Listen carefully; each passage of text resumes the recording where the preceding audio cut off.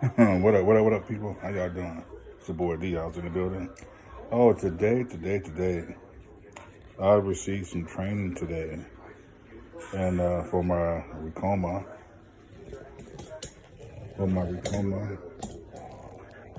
embroidery machine today, and it was about 2 hours worth of training, a little bit over 2 hours. I'm going to attach that video to this video so you can see it in full. I'm not going to edit or anything like that, but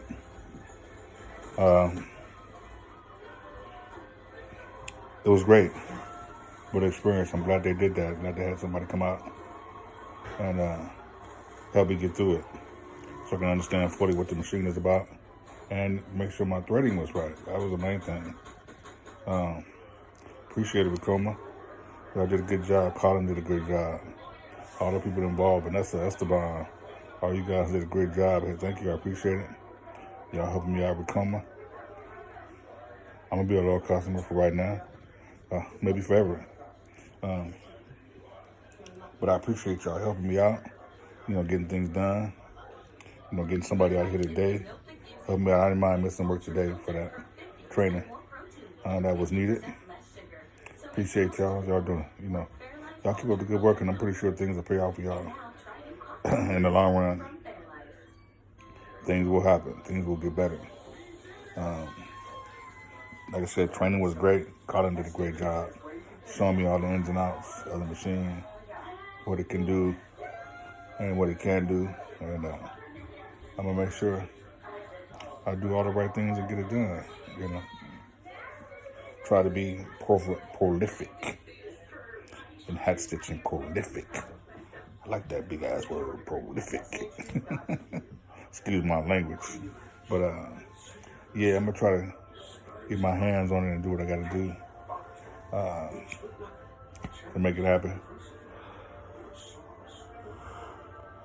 So, Ricoma, I appreciate y'all.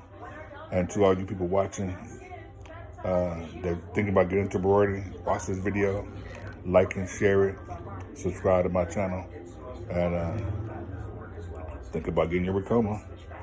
Holla back. And I'll post some at the end, too.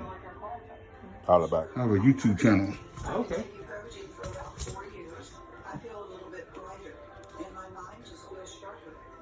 So I want to make sure I can have a training too, so I can look over it again.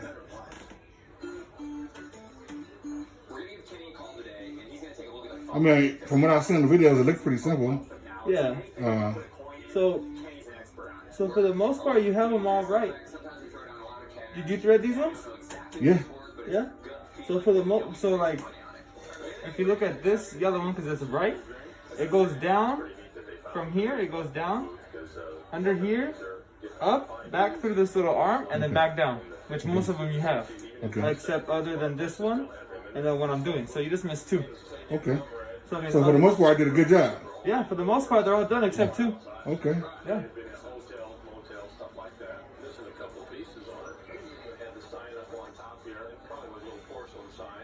Now I know when it comes to pushing a certain buttons on the software on the screen. Okay. I mean, I'm pretty sure you'll show me that right as far as how to do certain things. Oh yeah. I'll show you. They want me to show you everything as if like I'm doing a train, like a whole training. Oh, like at the office, like you? Okay. Yeah. And I mean, I'll show you stuff. If you got questions or something you don't understand, just let me know, and then we'll just go through everything. Yeah. They want me to be here. They said I could be here for a few hours if I have to, so. Okay. Hey, as long as you get paid. Hey.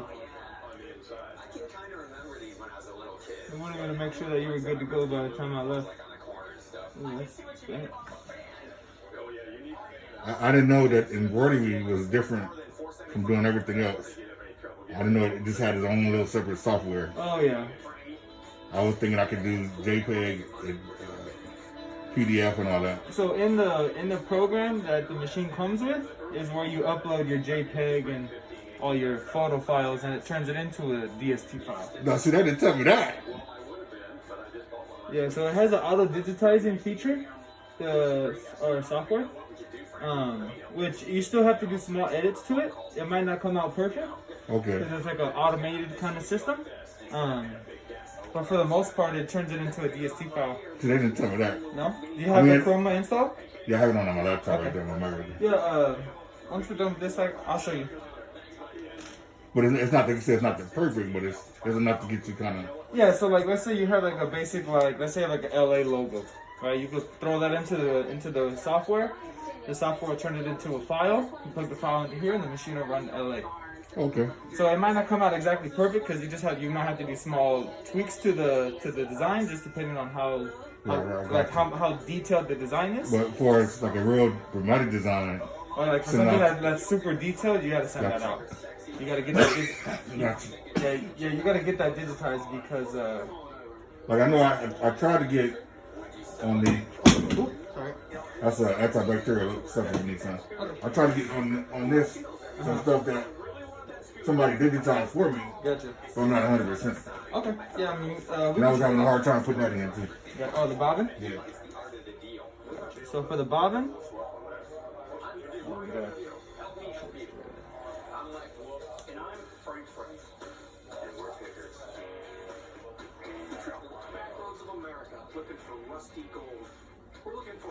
I didn't know they send you little thread. I thought they sent you big thread. So I was like, oh, for the. Then they told me that's the company that they use. Cause they don't have all the stuff in stock. They just have them seen. Yeah. Oh yeah. Ricoma. Yeah, we only have the machines, so like that stuff comes from third party. Right, third party, right. How far is Cypress from here? It took me 35 minutes to get here. Something like that. No, it's right there off of. It had me take the 60.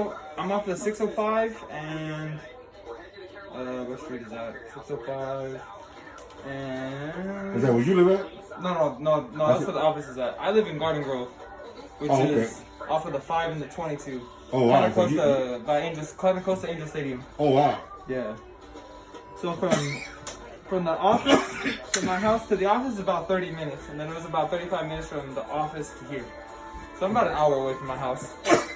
So you were able to take the 105? Yeah, I took the 605 to the 105, and then I got out. It had me get off on Crenshaw.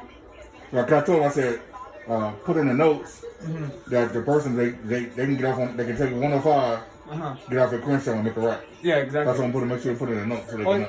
Like that's the address that I didn't see the notes, but that's the address they gave me on like when I put in the address on my phone. That's the one that they gave me. Right, I'm pretty sure it still would say the same thing, but you know. Yeah. See, there's one more I missed. And it might have just been a dark color that I just didn't see. No, yeah, they're all good. I just gotta check them down here, make sure the thread paths are good on there.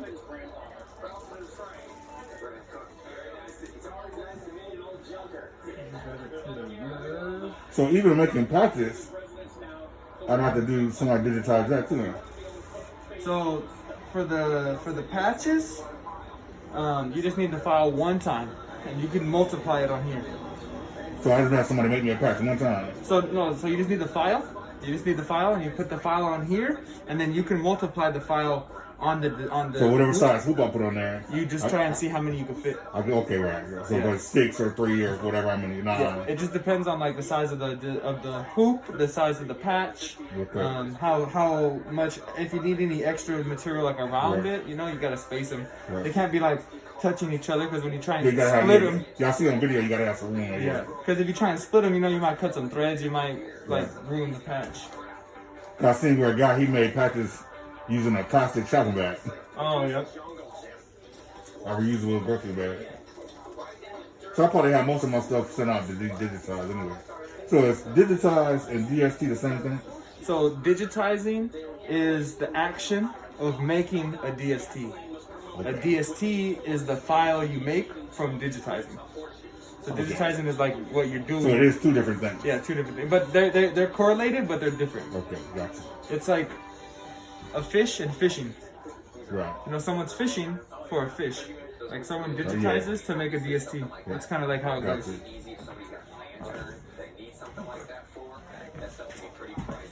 And I brought some material too, so we could run some samples.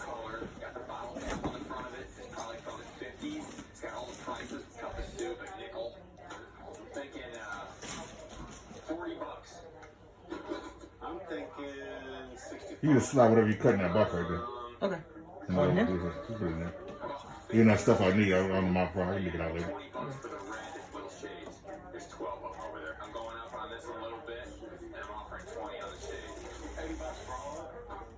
Then some of the, I don't know if you want to pay attention to the back there. Some of the there was kind of loose. Okay. I took the little plastic things off so I could turn these. Gotcha. Yeah, for the small ones, you gotta have them off.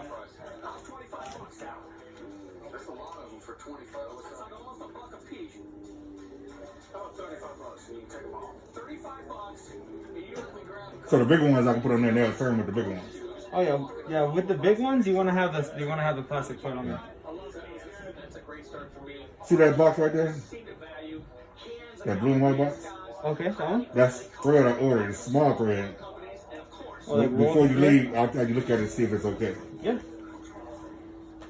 The main important thing is that it's 40 weight. Like I said, before you leave, I had you look at it. Yeah. But like what you want to look at is that it's polyester thread. So like in the future, if you buy thread, polyester, 100% polyester, and 40 weight. Okay. 40 weight. If you want real small lettering, you need to get 60 weight. So it's a stronger thread. It's able to take more attention. So smaller lettering, 60 weight, polyester. And then normal lettering, polyester, 40 weight. 40 weight, yeah.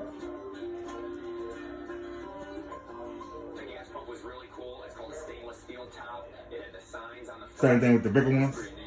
The biggest foils? Yeah, same thing. Okay. So as I said, look at that 6-1 over. Yeah, You just didn't have it inside of the tension knob? Other than that, you had it all good. Which was this one?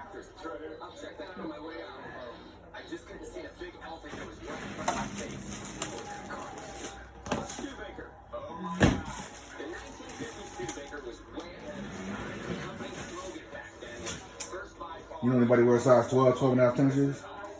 I wear size 13. Why, what's up? I can't wear any. They're like they're too small for me. I can't put them on my feet, but I don't think they're So this has 12? They're probably 12, 12 and a half. They're probably too small for you. Yeah, tell me how much. I know, I mean, I don't They're a little like, flexible too. Okay.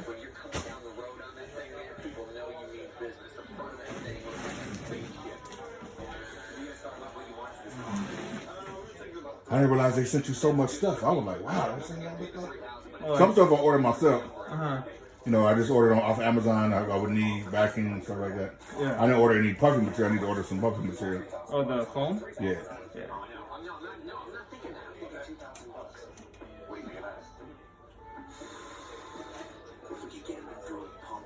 Trying to order enough stuff to where I think when I start doing it, I can have them stock for a little while. Oh, yeah. Basically, I thought I'd throw the gas pump in there because it's going to cost a lot of money to get that car home. Thanks for showing us the inside that garage. That Studebaker is very cool. 3,000 thanks a little high on that. Yeah, because there's like grades from 1 to 6. And I think that grade on there thinks about a 5 because obviously 6 is going to be a parts car. And 5 is going to be something that's restorable. Something to think about. And I'm also kind of kicking around to you. Frankie and I can check back and forth on the gas pump. So everything up there behind the little Ricoma sign is pretty good, everything. Oh, yeah. Oh, this up and down stuff is always good. So pull that thread out real fast and look at it on the box right there.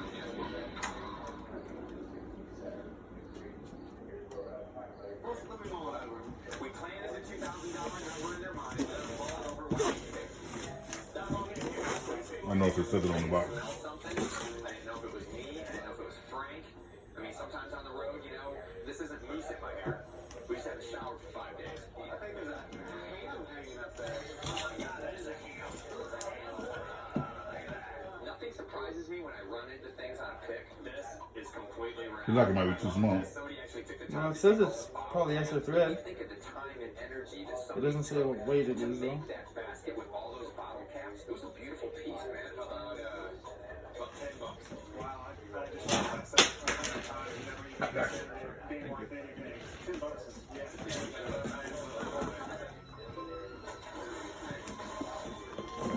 Yeah, I know you have to I'm check sure it. it's just 40 weight thread. But the whole time, all I keep thinking about is that I'll take the standard weight thread. 40 weight? Uh-huh. That's probably what it is. You just gotta organize them. Cause they're just like different shades. Right. Cause I had a customer buy these also, and he just sat there and organized them. I mean, you could use them. Because I see that smaller than those. Yeah. It's just because it has like a. This is good to have, like, if you have a customer who wants like a random shade, like a random color, you know, you go in there and be like, yo, I have this. Right. This is what I have to offer, you know? And then if there's a certain color you like, you have the number right there, so you can go to that company and probably buy like a big spool of it.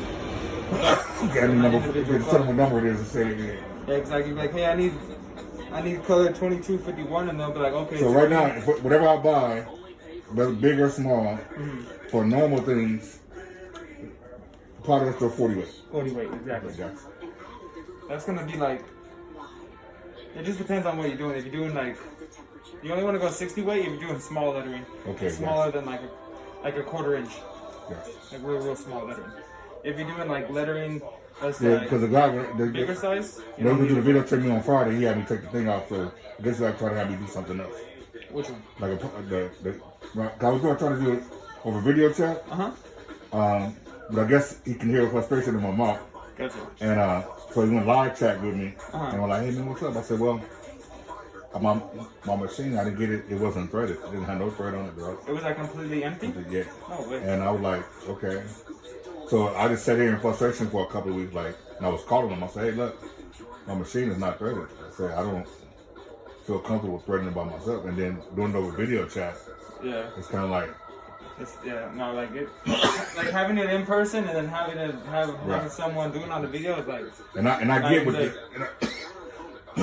And I told her, as I get with the coronavirus and everything, let me go to the office or having somebody come out, it's kind of tough. Yeah. But like you said, having somebody show you in person, way easier. I mean, for the most part, you had it down. There's not much you really need. Then the hard part was me getting it through the needle hole. Oh, yeah. Then I didn't realize until I turned the machine on, it got a goddamn light on it. So I'm like, oh, that could have helped me out. Oh, yeah. So actually, one thing that I did notice is that on these wheels, they have to go around 1.5 times.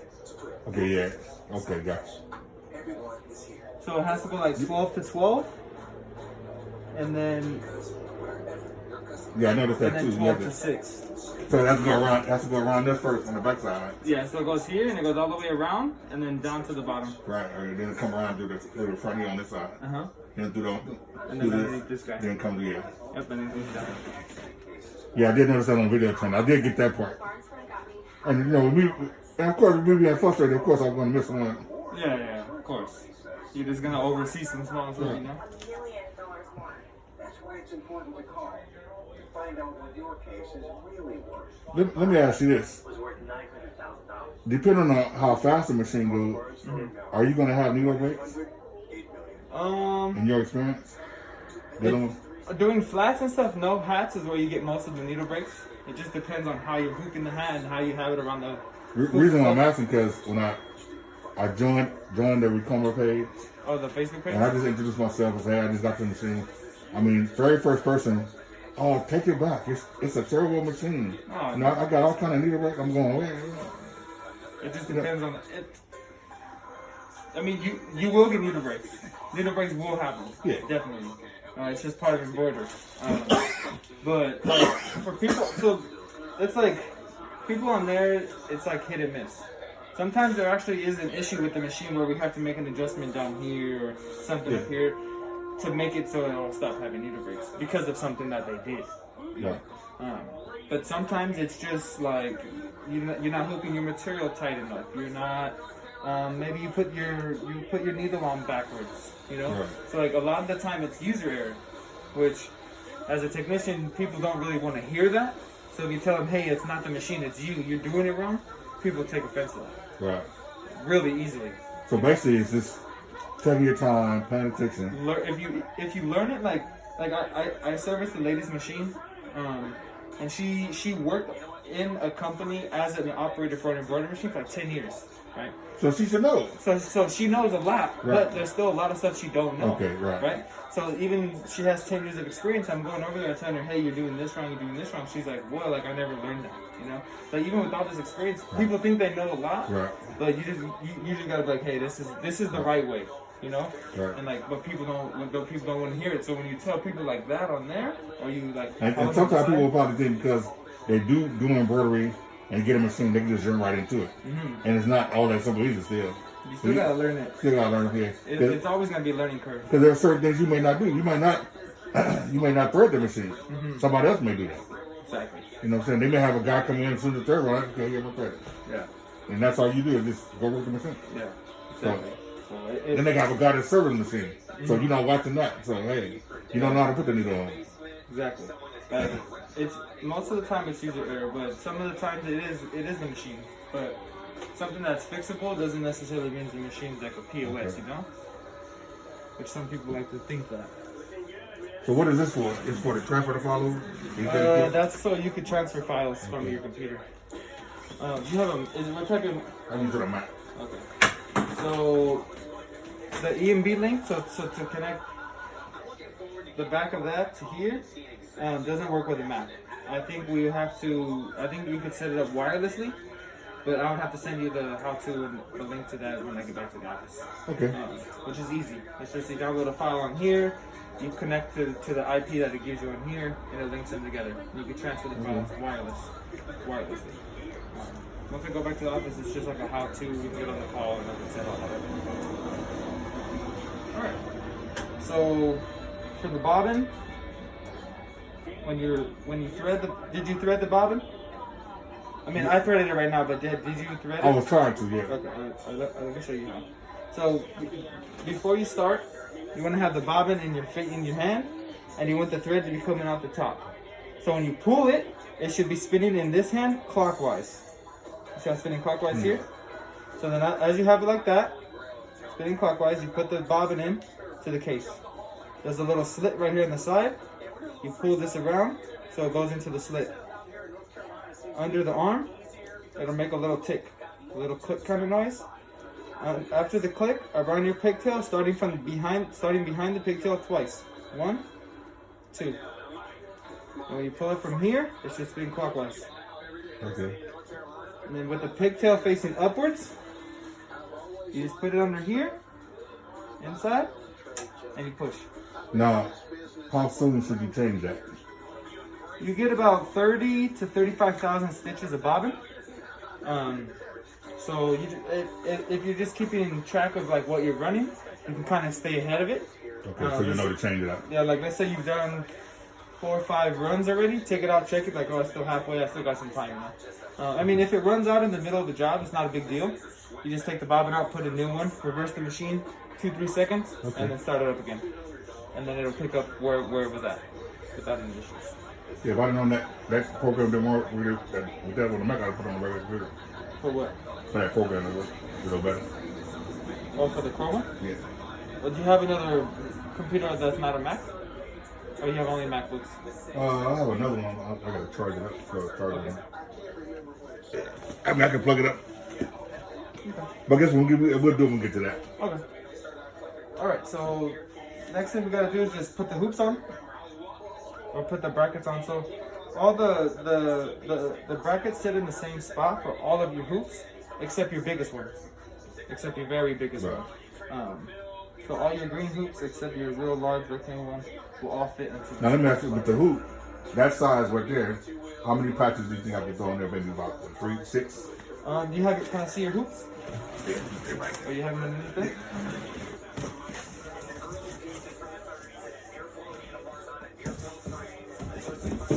So of course it just depends on the hoop you use. You use this guy, you get a lot. Yeah, probably get about 15 or 12. Yeah, it just depends on the size of the design. And then this guy, you get. I think I saw a guy do 6. Yeah, like again, it just depends if the size. Is the patch this big or is the patch this big? Yeah, I seen like maybe 3x3 or 4x4. Yeah, so if it's like a 3x3, something like that, you probably get like 1, 2, 3, 1, 2, 3. You get like 6. And that's the one they're probably going there that size right now, right? Yeah. For today, do you have backing that's big enough for this? You can look and see what I have in that the boxes. Like from the starter kit, or did you buy backing separately? Stabilizer. I mean, I know some comes with the starter kit, but did you purchase any separately? I have it here. That box right there, you might see what's in that box right there. Okay. Yeah, because That long box? most of the time in the training, we run the smaller hoops. Because the starter kit only comes with a certain size backing. What's in here? Oh yeah. Yeah, I have, so we'll have to use the smaller hoop. I have backing that size with me.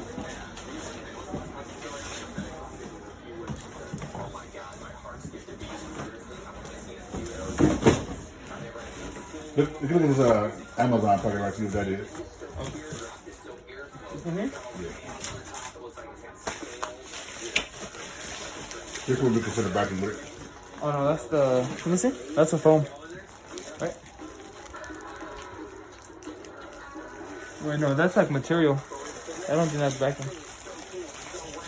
I know about some of that longer. It's a longer box right there. I have under there. Okay, I'll pull it out.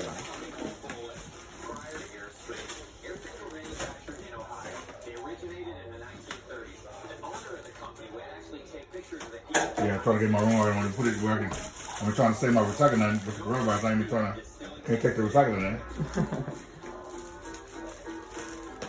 And I forgot I was getting the machine, so I don't know where to put my hoops right now. Yeah, that's it. It's alright.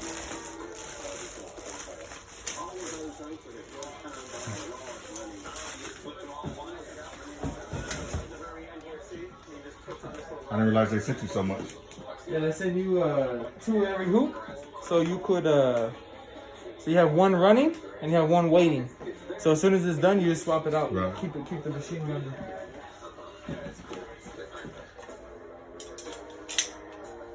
So what I like to do when I'm first putting the hoops on, is Attach them in there. yeah, put them on here first.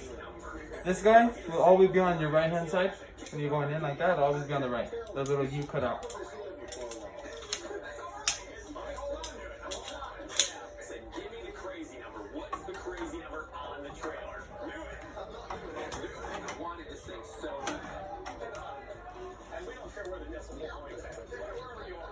Couldn't let the trailer go, man. I couldn't let it rest. So I kept asking him, what's an insane number that you would take for him? If there is a number that you come up with, you and I could come up with a number. So the crazy number on that is what? What are you thinking on it? On here, I think I was able to get a design I had digitized.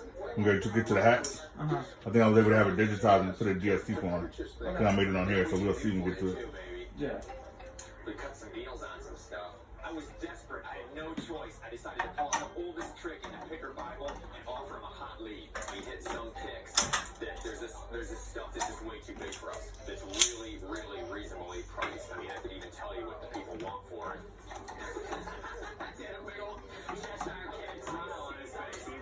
Yeah, so it's got to be very, very specific when you go in there.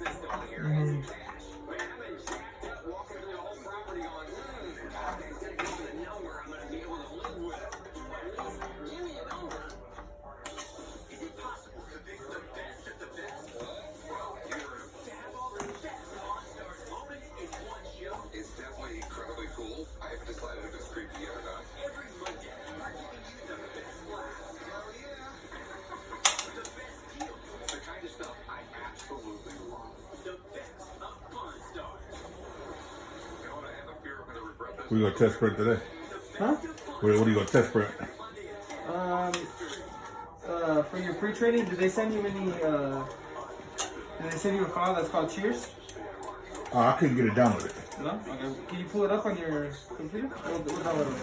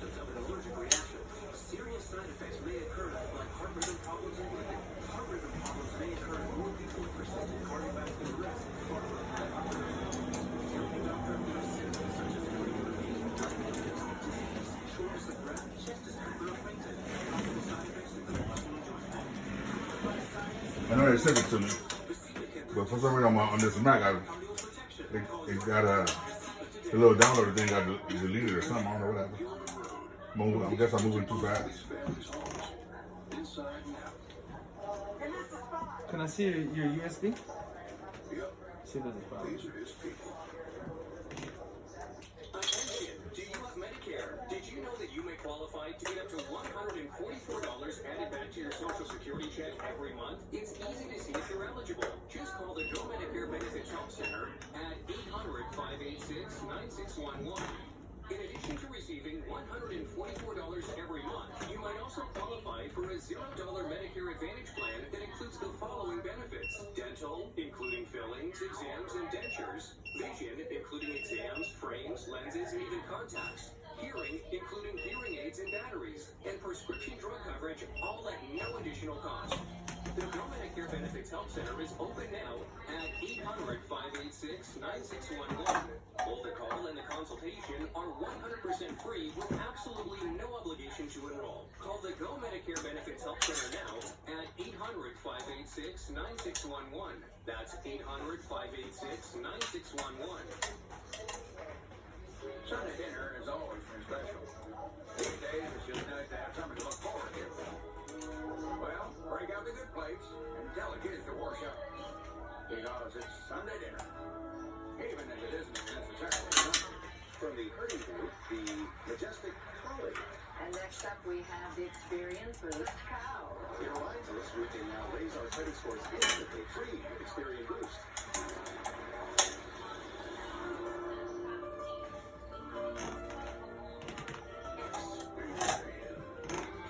All right. Boost your credit scores instantly free with Experian. Sorry, there's something in the email. So, on an Airstream trailer, what's an insane number that you would take for it? Oh, it would be 75. 75. Finally, Mike throws out the number 75. Sounds like we got your attention a little bit there, Mike. 75 turns into at least 6 or 65. When they sent it to you, remember what it be under? What kind of building is this that you made? Nah. I'm not sure. You could type in you can search Cheers.dst.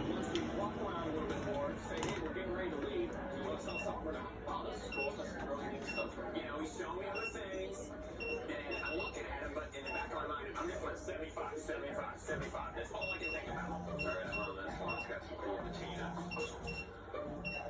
Has any age to it? Yeah, do that. Awesome. I'm loving this stuff. Loving it. Even if I'm exchanging $25, what's happening right there is we're bonding. How about your little receipt sign there?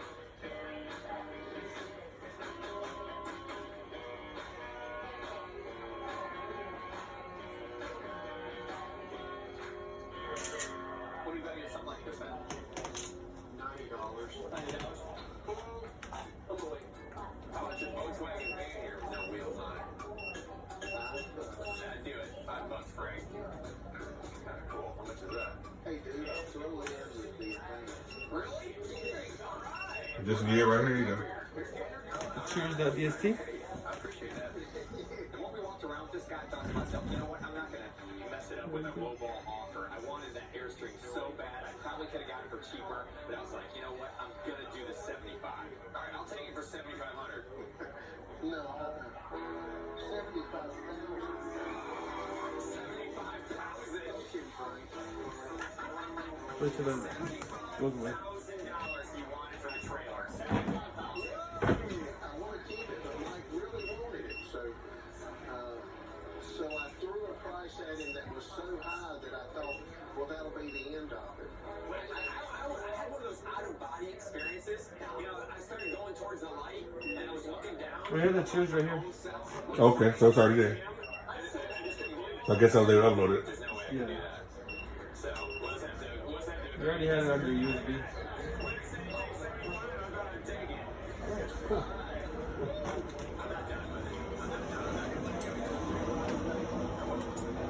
Great to see my machine run for the first time. Yeah, but he's gotta hook this now. You know, I was telling myself, look, I'm not trying to be a complainer or anything like that. And I know it's on me to ask the right questions and do the right thing and know the right thing. You know, but also, too, I understand you know, I'm not saying I was misled, but a salesperson should take their time. And I explain to them, hey, I'm new to embroidery, and I'm new to this. Okay, let me take my time and explain to the person everything. Yeah. And I'm not saying the person that dealt with me didn't, but it was some stuff left out. Oh, okay. You know, and that's what I was trying to convey to them. Hey, look, when you're dealing with somebody that telling you that's their first time in embroidery, you know, you explain to them, hey, this is what's up, this is how it goes. Not to say you're trying to get rid of a sale, but at least if you explain it to them, they're like clear about what they're getting into. You get to get into, then they have a decision to say, do I really want to still do it? Or say, fuck it, yeah, I still want to do it. See, because I'm not making monthly payments. Yeah. I bought this machine outright. Oh, okay. You bought it full. Yeah, I paid $16 for it. That's So I didn't. It ain't like this is mine. And like they come to get it next week. Yeah. You know. So I want to, you know, I want to convey to them that, hey, this is. You guys should have, and I know they're working toward it. From what they were explaining to me, better systems in place. Yeah. So when you're getting when things can get back to normal, you can say, okay, have meetings and say this is what we're gonna put in place. So when we get a new person, not trying to discourage them, but also to make sure we have them understand this is what the machine does, this is what it doesn't do, or what to expect. You know, so when they get a machine, they say, okay, because, and I noticed dealing with calling, because I called other competitors, you know, the SK, other ones, and they're pretty much the same thing. It's, you can tell they're trying to get the sale. Sales, the person they're talking to, they're trying to get the sale. They're not really caring if the person know or don't know. Yeah. And you're gonna have, and like man makes a machine, so you're gonna have your good and your bad. Yeah. So it's no matter who you get, you're gonna have issues. Oh, yeah. You know what I'm saying? So I was under the impression of a lot of different things that when I got the machine, I was like, I had to pay 3 people to help me bring this inside. Being $400. Oh, yeah. I was like, wow. That's heavy. You know, and I wasn't expecting it to be that heavy. Luckily, you don't live like on a 2-story or anything. Right, good thing I live upstairs, right? And I didn't mind that so much, but it was still like, okay, I was told, okay, I'm going to have help when they delivered it. The one guy that came and delivered said, oh no, I'm just dropping it off. Okay, my packing order says, okay, never mind. Then just two of those few things, but now I'm here, I'm getting the training I need, so now I can move forward. Yeah, hopefully after I leave, everything should be good. You should be able to, you should feel comfortable enough to run it. Because even I think I talked to Esteban, even he said, you know, if I get to the point where I need to come out to the office, he said, like you said, Cypress is not that far, so. That's super close. Alright, so do you have like an area where you would do all your hooping, or like a surface? Not really. No? Okay. Right now, just do it on the floor, but you definitely want to have like a table, or maybe like if you get like a tabletop or like a surface or something, so you can do all the hooping. Because you want to do it on something firm, so you get this real tight. You get the material really tight. Do you have any like shirts or anything you want to run on, or or we can just run on this sample material? It's up to you. I don't know if you have material you would want to put sample on. You can do the sample on there. So you'll do that tier? Yeah. I brought a couple hats too, so we could. I was gonna say probably with that Dorsey 86. I want to do like the green. If you do a hat, I put on the hat. Okay. You said the Dorsey? I think I seen it on there. Yeah. Okay. But I want to do the green string and see how it look on the hat. Okay.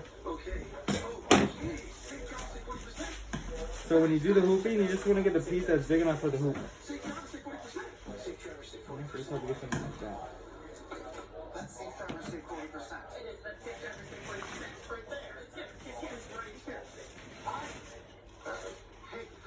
Let's take some sample material that we just used. I'll see how firm and how it feels. And I'm gonna put backing on it as well.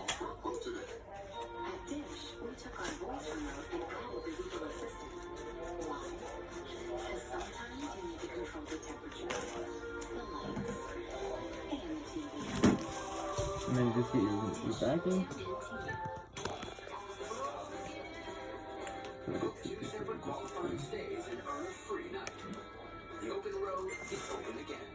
So it's good to put like 2? With this material, because it's thinner, yeah. With like a shirt, you just want to put like one piece.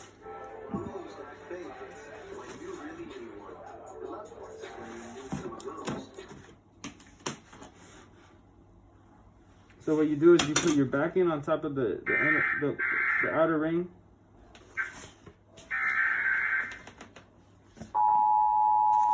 Then you put your material on the top. Okay, force it down. Okay. It should be real tight. Like a drum head. Like a drum. Right. Should be tension. You should have a lot of tension on there. So yeah, so you just want to have your outer ring, then your layer of backing, and then the layer of the material, and then just push this in and pop it in. Okay. If you notice this goes in way too easy, and this isn't tension, tighten this guy down a little bit. Tighten it down and redo it. Tighten this down and keep redoing it until this comes out. If it's not going in right, then I mean this is too loose. Yeah, because you could like put it on, right. and this material will be all wrinkly. Right, right. It's because you didn't there wasn't enough pressure okay. when it's going around the material. Gotcha. So then from there, it's real tight like a drum. That's good to go. When you're doing a shirt, right? Let's say you want to put it like on a shirt. This outer ring and the backing go on the inside of the shirt, and then the outer ring puts it together. I saw that. Yeah, I saw the video. This piece, like you said, this first piece goes on the inside. Right. Then that goes on top of it. Exactly. What you don't want to do is have the shirt laying flat and have this ring on underneath both layers of the shirt, and then you hook the shirt together. You don't want to do that. You got to do that. Yeah. That'll sew the shirt in. That'll sew the shirt like as one piece. Yeah, to sew it together. Yeah, you don't want that. Yeah, definitely don't want that. All right. So we can set this to the side. I'll explain to you the control panel. So I know with when you were on there with Esteban, did they explain the control panel at all? Not really. No? But like I said before, we even got to that far. It was just. It was like kind of stop and just hold off. Yeah, kind of just see what's going on with the threading part, you know. Gotcha. Okay. So the first button is this 3 gray needle button here. This one lets you select what needle the machine is sitting on. Right. So you just push like any of the numbers on here, the machine will move to that number physically. It's just so you can move it to any of these numbers. Okay. This button right here with the 3 color spools is to select the color order of your design. So when you get designs from people, they'll send you like a PDF or a breakdown of how many steps it is and what each step does. So then you could put in the colors accordingly. So for example, this Cheers logo is 3 steps. The first step it does is the HEER. So then whatever color you want the HEER to be, physically, so you pick up here what color you want it to be, that would be the needle number that you put here. So if you want a number 4, you hit number 4. Yeah. So if you want the HEER to be gray, because this is your number 4. Right. So basically you look at the color that's back there. You're looking at the color that's back here and what spot it's on physically, so you know what color to pick here.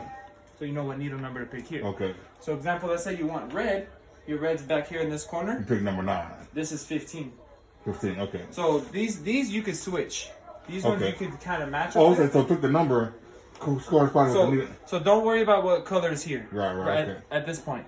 You're worried about what color you have here so and what number spot you have. You want gray, you want number 4. Exactly. You want blue, this is number 1. It goes 1, 2, 3, 4, 5, 6, 7. It goes front to back, right to left. So if you want orange, you want number 6 or like? No, that's 8.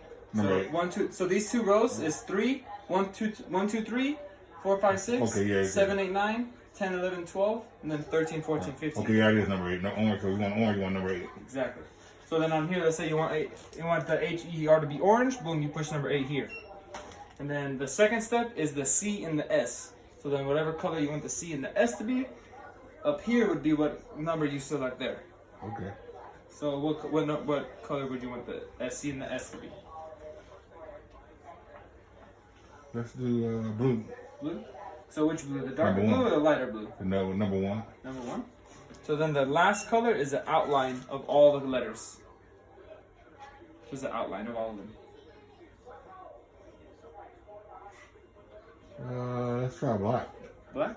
So that will be number 14. Number 14. This one here. The last one on the corner is 15. Back left corner is 15. Front right corner is number 1. Gotcha. So then you go 15. So when you get stuff digitized, you'll have a paper that says step 1 does this, and then you put what color you want it to be. Step 2 does this, and you put what color you want it to be. You have a breakdown in like on a paper. All right. The next button is the mode button that says AA right here. Yeah. AA is fully automatic. It'll go start to finish if there's no mess ups or errors without stopping. The machine will do everything by itself. Okay. Stop, it'll switch colors, do everything. If you push it and you have it on AM, automatic manual means it'll do step 1 completely, go to step 2 and stop and wait for you to push start. And then do step 2 completely, go to step 3 and then stop. Yeah, 'cause I seen on the video where I seen people do that, and they had the automatic AM, and it's for like applique or for like 3D puff. right, So if you need to stop in between the steps. They're adding, like you said, applique and or 3D puff. Yeah. Or all both. They're doing applique first, in the one process, then they start, then the last one process will be to put the puff. Exactly. So I seen them do all if you're doing both of them on one. Yeah, I seen them I do that on the hat. Yeah. And they did both of them on the hat. So they did one step where they put the applique first, and then did the 3D puff. Yep. So it makes sense to do that. Yeah, the AM is so it just puts a stop in between. If you have them put a stop in the file, like you tell the digitizer, hey, this is the applique, I need a stop before I apply the applique, you can have it on automatic, and the computer will read the stop in the design. Okay. If the design has one. And then you push that one more time, it goes to. So whoever doing my digitizing, when he sends it to me. No, you have to tell them, hey, this is for applique, or this is a 3D puff design, and tell them I need there to be a stop before the applique and before the. Okay, so I have to let them know that, right? You have to let them know that. Okay. Hopefully they know if you tell them, hey, this is for 3D puff, they should If I understand digitizing, they just digitizing it just to, so I can put it in there. Okay. But as far as the applique and the puff, I gotta let them know that. Yeah, you have to let them know that. If you push it one more time and it goes to MM, that's fully manual. That means that you have to do everything manual. You have to color change, you have to trim, you have to switch what needle you're on. You have to do everything manual. So that's kind of, just stay away from that button. Just keep it on AA and AM. That's for somebody that truly know what they're doing. Exactly. That's if you're like needing to do like specific stuff. You know, you needing to stop and you want to kind of control what's going on. Maybe a real serious design. You got to really check certain things. Exactly. You want to be like if you're really on top of. Yeah. So just most part AA. When you do applique 3D puff AM. This squiggly line button I'll have to show you later once we get into the embroidery. That's how you fast forward and rewind. This lock button is to put the machine in or out of embroidery mode.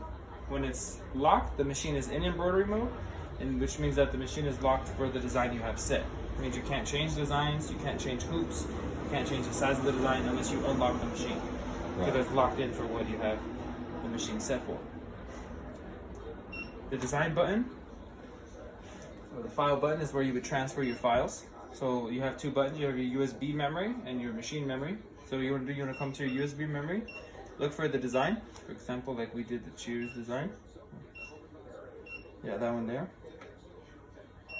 Oh, right there, like one of these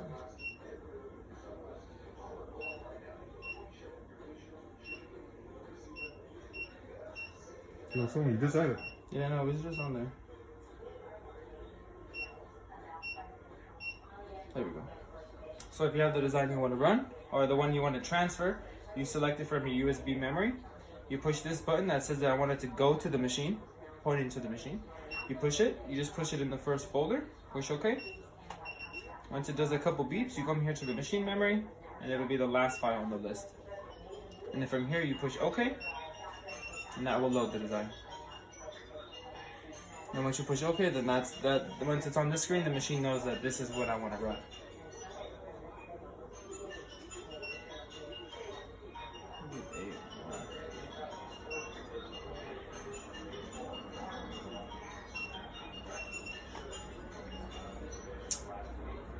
Any questions on the transfer? No? This design set button, the one with the 3 blue stars, is so you could increase, or the first two options are so you could increase or decrease the size of the design. There's an X and a Y. I would only increase or decrease by 20% from 100. So between 80 and 120 is the range you want to be inside of if you have to decrease or increase. That could it's because the control panel won't add stitches if you make it bigger, and it won't take away stitches if you make it smaller. It's going to use the same number and just put it in a bigger area or put it in a smaller area. So if you make it too big, there's going to be a lot of spacing in the gap. There's going to be a lot of spacing in the threads. If you have it too small, it's going to be all bunched up. You're going to have a lot of, like, the threads are just going to be like stacking up on top of each other. The next one is the one with the 4 Fs. This is so you can flip the design around if you want to do different, if you want to like sideways or upside down. And then this is the mirrored version of those. So like if you want it to be upside down or sideways.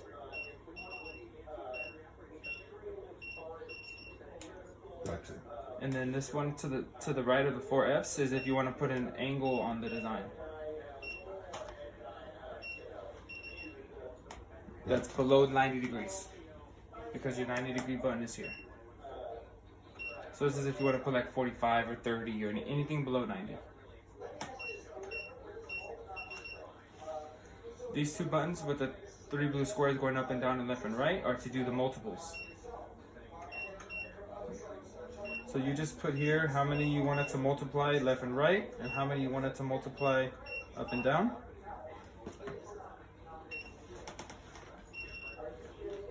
And then the ones below it is the spacing between them horizontally and the spacing between them vertically.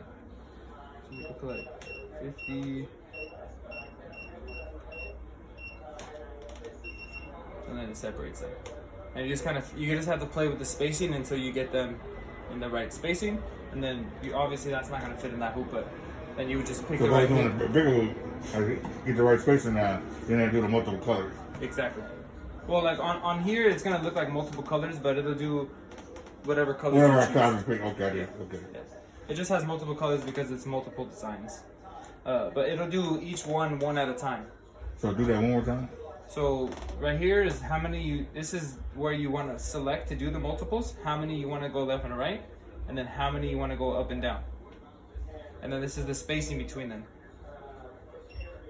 So from here. 50 wasn't enough, so let's say 100.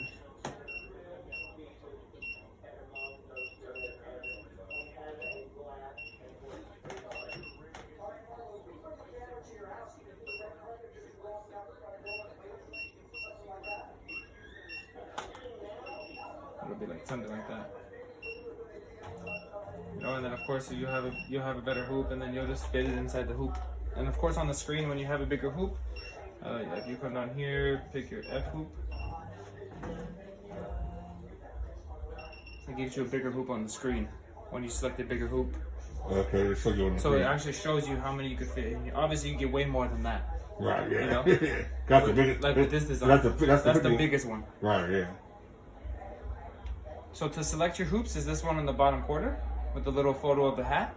You select the white box and it gives you the option for all your hoops. So the biggest one is your F, and then it just goes smaller from there. The smallest one is your A. And then there's another one, there's a sash frame. That's kind of like a squarish frame. I think you have it right there on the side. Yeah. But you would select this G frame here. Then that big table frame. And the table you would put on when you use that sash frame. So today we're just going to use the C hoop. And initially I was like, when we was talking about the machines, this one can do, I guess I can do blankets. With that, it gives you curtains. It gives you a big area. So I can put that table in there and then everything laid out. I can do everything in there. Yeah, like you put the table and then so that frame has support, so it's sliding on the table instead of just hanging. And then you just make sure you clear your space when it's going back to normal. That's good. Thank you. Any questions on this screen? No. This button right here, the EMB param, just imagine that's not there. It's just internal settings of the machine. Nothing you have to be going into on a regular basis. But when I want to do the multiples, I go to that top corner one, right? This one. Okay, in there. Okay, gotcha. And then you go into this where it has the boxes left and right and up and down. Okay. And then the spacing. Okay. Menu here is where you could select the colors that you have. This is my coffee on the machine. Huh? Oh, that's okay. This is where you would go in. This isn't really too important about what colors you have here. It's mostly important about what you have up top. Because you might be switching colors out. It might not necessarily be switching these out. You're going to be switching the threads out. So you're just going to be mainly focused and being aware of what you have up here. Because I could be moving so fast. Yeah, you could switch your red one day and you put a gold right there and you have your red and you put your red on a 2. But on this one you have white as 2. Right. You're going to be looking here instead of looking physically. What's more important to look physically because... Now, which do you think is better? Put it in there or just eyeing it? Personally, I like just knowing what colors I have up top. It's just better because, like I said, you might be switching. You might pull out some of these colors and have them up here, but you might not have like I said, you can have a red on the first one or on the second one, but right here you have white. If you're just focusing on here, you boom white, red, blue, and they can all be in different spots. So then when it sews out, I kind of want to be able to say when I'm switching them, when I put a color there, like so one, let's say like number 1 runs out. Let's say I grab a green. Yeah. Fuck it, I put a green there. Yeah. Exactly. Then when I got green up there already, no, I want to be able to say okay, whatever. It doesn't matter where I put the colors at. Yeah, no, it doesn't really matter. Just as long as you know physically where they're at when you're selecting them. If that makes sense. Yeah, it makes sense. Yeah? Cool. The next button is this ABC button here. This is so you can do like name tags or quick names on the control panel. So like for instance, like I'll do the word mom. Push OK. Once you have the word you want, it pulls up this screen. The options, the only buttons you're looking at are these ones here. The first one is the font size, so how big the letters are. The second one is the font distance, is how spaced out the letters are from each other. And then the last one is the density. So density, if you're doing this, has to always be 0.3. Always. And once you push OK, if you change these settings, you'll see the word come up here. For the distance, if you see, I put 5, it puts a little bit of space between them on this middle one. And then you come here and select what font you want to use. It'll change the font. Now, once you have all this set up, these three, this one is the font size, it's in millimeters. So you just have to figure out how many inches you need it to be and convert that to millimeters and then put that in there. So let's say you need it to be like a 2 inches letter, you just like, on your phone you can ask Siri, hey Siri, how many millimeters is 2 inches? And she'll tell you. Like she'll tell you right on. So then I scroll go to millimeters. So then you go up here, and then what if she like you ask her how many millimeters is 2 inches? She's like it's 35 millimeters. You come here, go 35, push OK, and then that'll make the letters bigger. Gotcha. Like you ask Siri like, hey Siri, how many millimeters is 4 inches? And she'll tell you that right away. Is that 101? 101. Gotcha. So like if you Siri will convert anything. So any conversions, you just ask her real quick and she'll give you the number right away. So then from there, once you have all these numbers set up and you like how it's coming out, you push this down arrow button. That down arrow button will download the design to your file stream.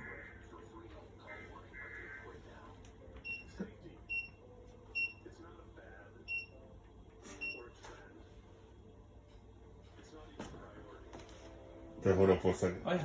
Let me go backwards for a minute. So when I send stuff out to get Puffy to a digitizer, to my graphic designer, You need to tell them that it's 3D puff. and tell them I tell them that that there needs to be a stop before the puff.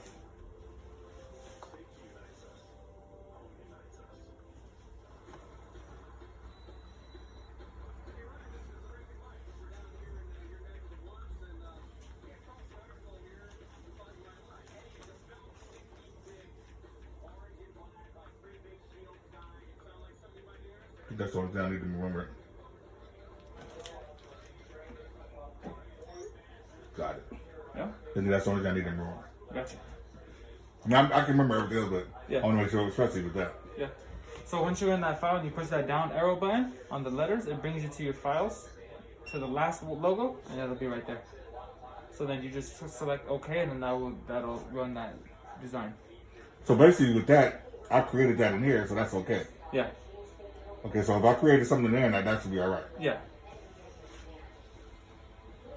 But it may not be as far as, it may not look as good as far as when I send it to be digitized. Exactly. Like a digitizer is gonna put, they're gonna put the little touch on it and make it look real nice. Okay. On here, it might not come out as crispy and as clean as a digitizer, Yeah, just yeah. because the digitizer, like they're working their magic kind of thing.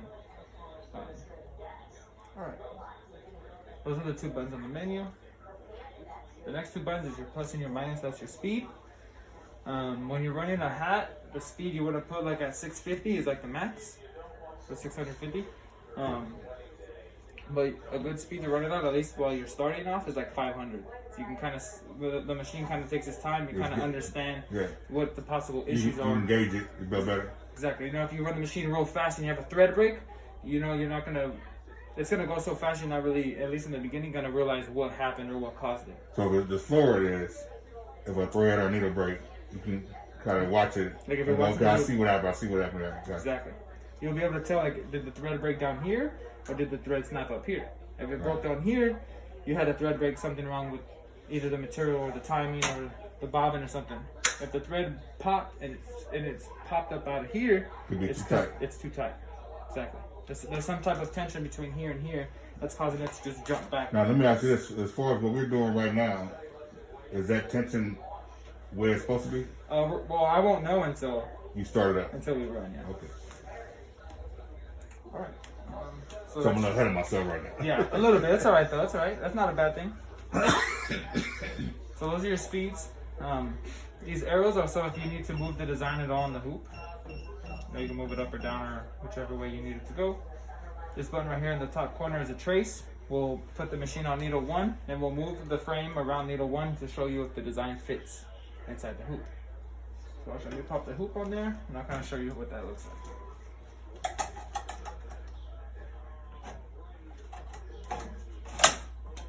Alright, so you got the hoop on there.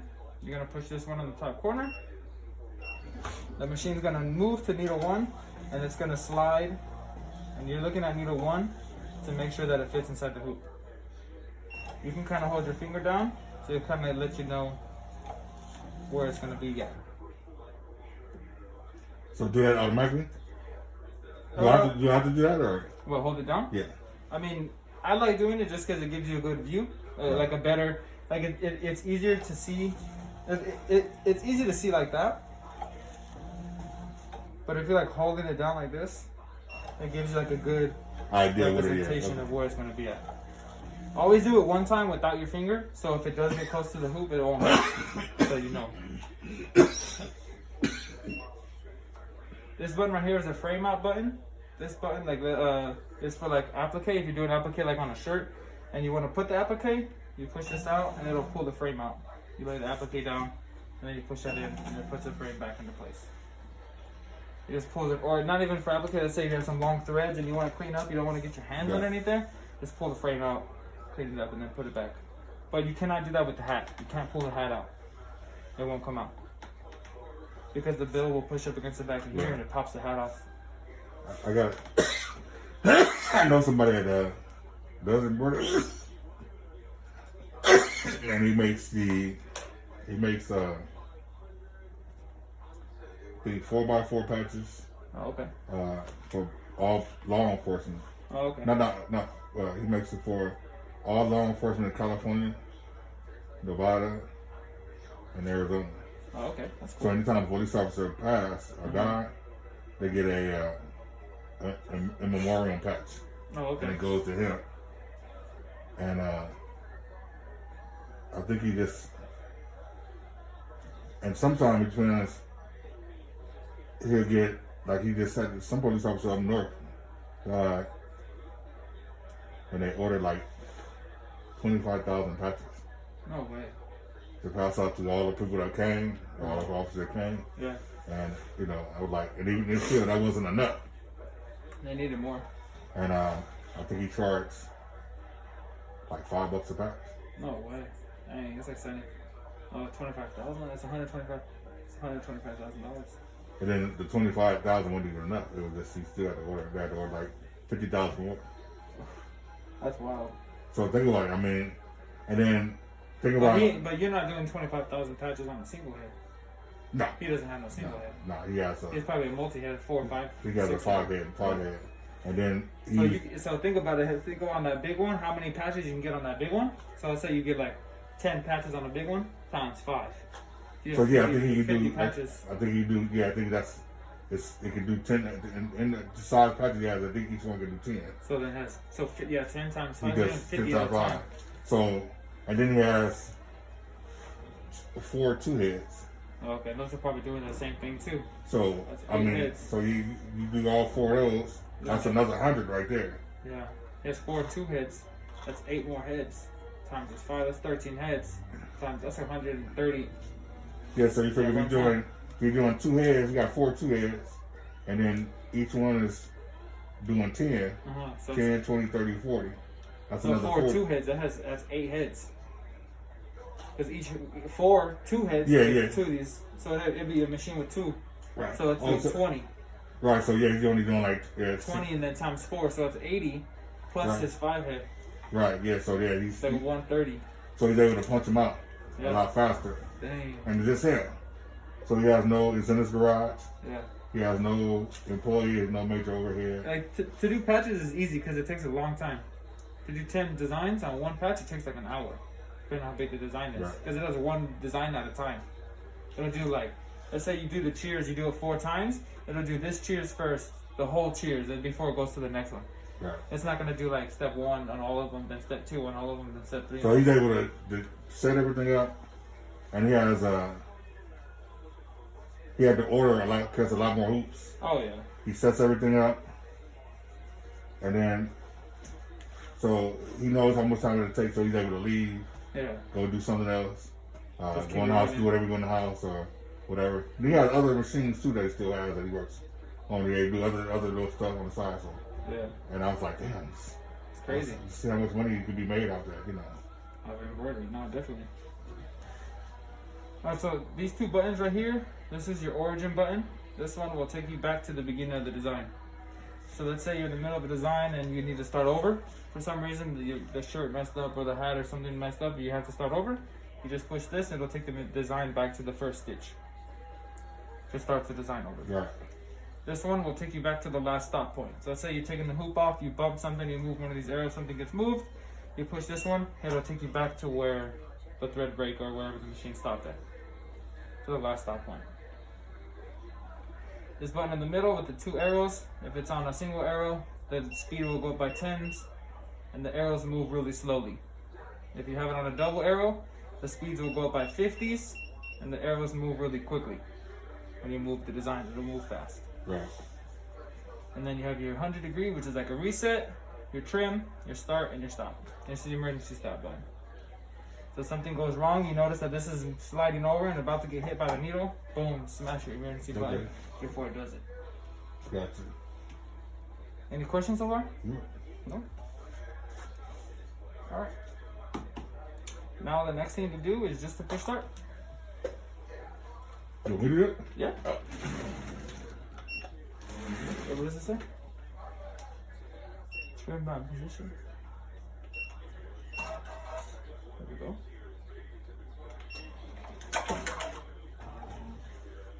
Alright, now you can push that.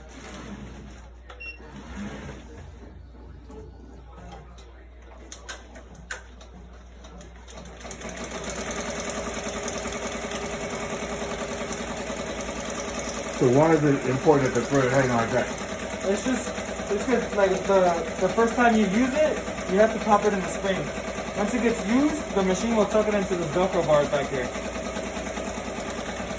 Okay. It's just because it's the first time the needle's being used, so all the threads, you have to thread it from here.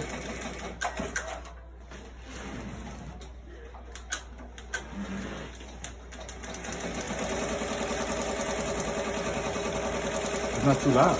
Huh? Not too loud. It's going to 650, so with the flats, you can go, the max is 1,000. But like I said, until you get more familiar, go slow. So I like 500 to start off with because it's a good speed. Like even 600 is good, just so you can see, you know. You can keep it slow. Yeah. I'm saying even with that speed, it's not too loud. Yeah. And it's a good enough speed to keep it moving, where it's not too slow, but you're also able to visually see what's going on. You can kind of see how the machine works, you know, kind of get. When I was younger, I used to watch my grandmother's stuff. Oh, okay. Yeah. I know, I was kind of looking at that one. Yeah, I got that. And I used to watch the sewing, the regular sewing machine. Uh-huh. And I'm like, wow, you know. But yeah, I like that one. Those are okay. You're doing something small. Real See in the quick. middle? Yeah. Do someone's name real quick on Yeah, the shirt or something. like that, yeah. So when it goes from one, so you notice it's on orange. When it goes to the next color, that's when you know that the machine's going to the next step. And it's switching colors. So right now, this is the first step, the HPER. Okay. As soon as it stops and trends and you see this head move, boom, now that's step 2, which we picked was blue.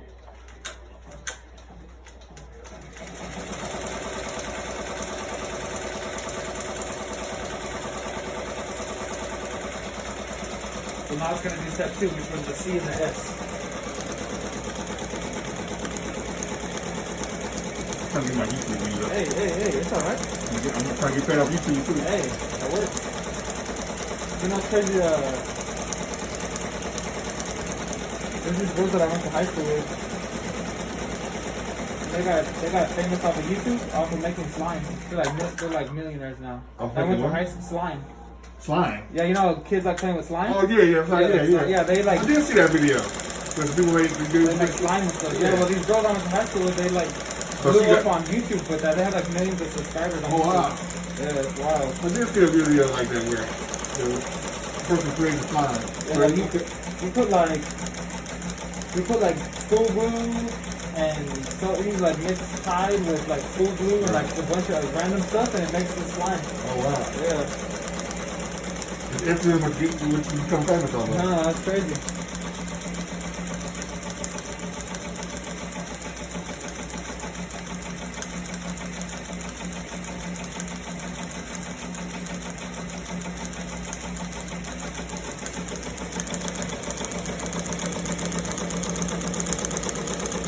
I'm curious how you get to the detail you want it to be.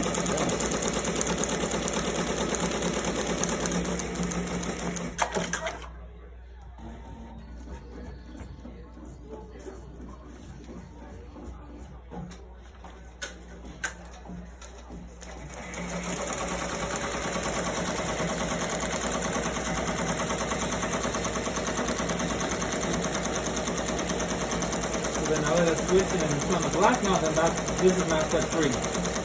So it's trimming in the black. Now it's doing the trim exactly the outline.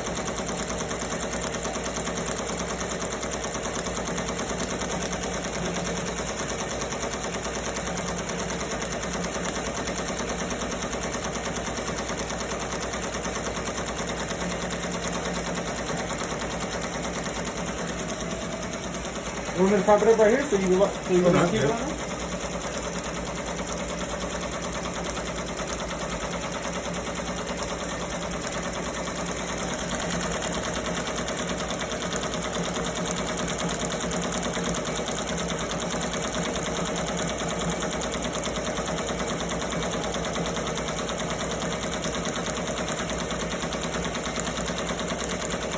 Do our fast with that. Even with that, it's pretty fast. Yeah. So like to figure out the time, the total is 4,500 stitches. So then you just divide that by 600. 645 is like 7, like 8 minutes. Okay, I see it gives you everything. It tells you everything right there. So it tells you how many stitches is total and it tells you what stitch you're at now. Okay. So that number is just gradually going up into this one. You have a light bulb too. I didn't know if you had a light. Yeah, I saw that, yeah. Something like that. Yeah, I realized that the other day. I was like, I got a light on there.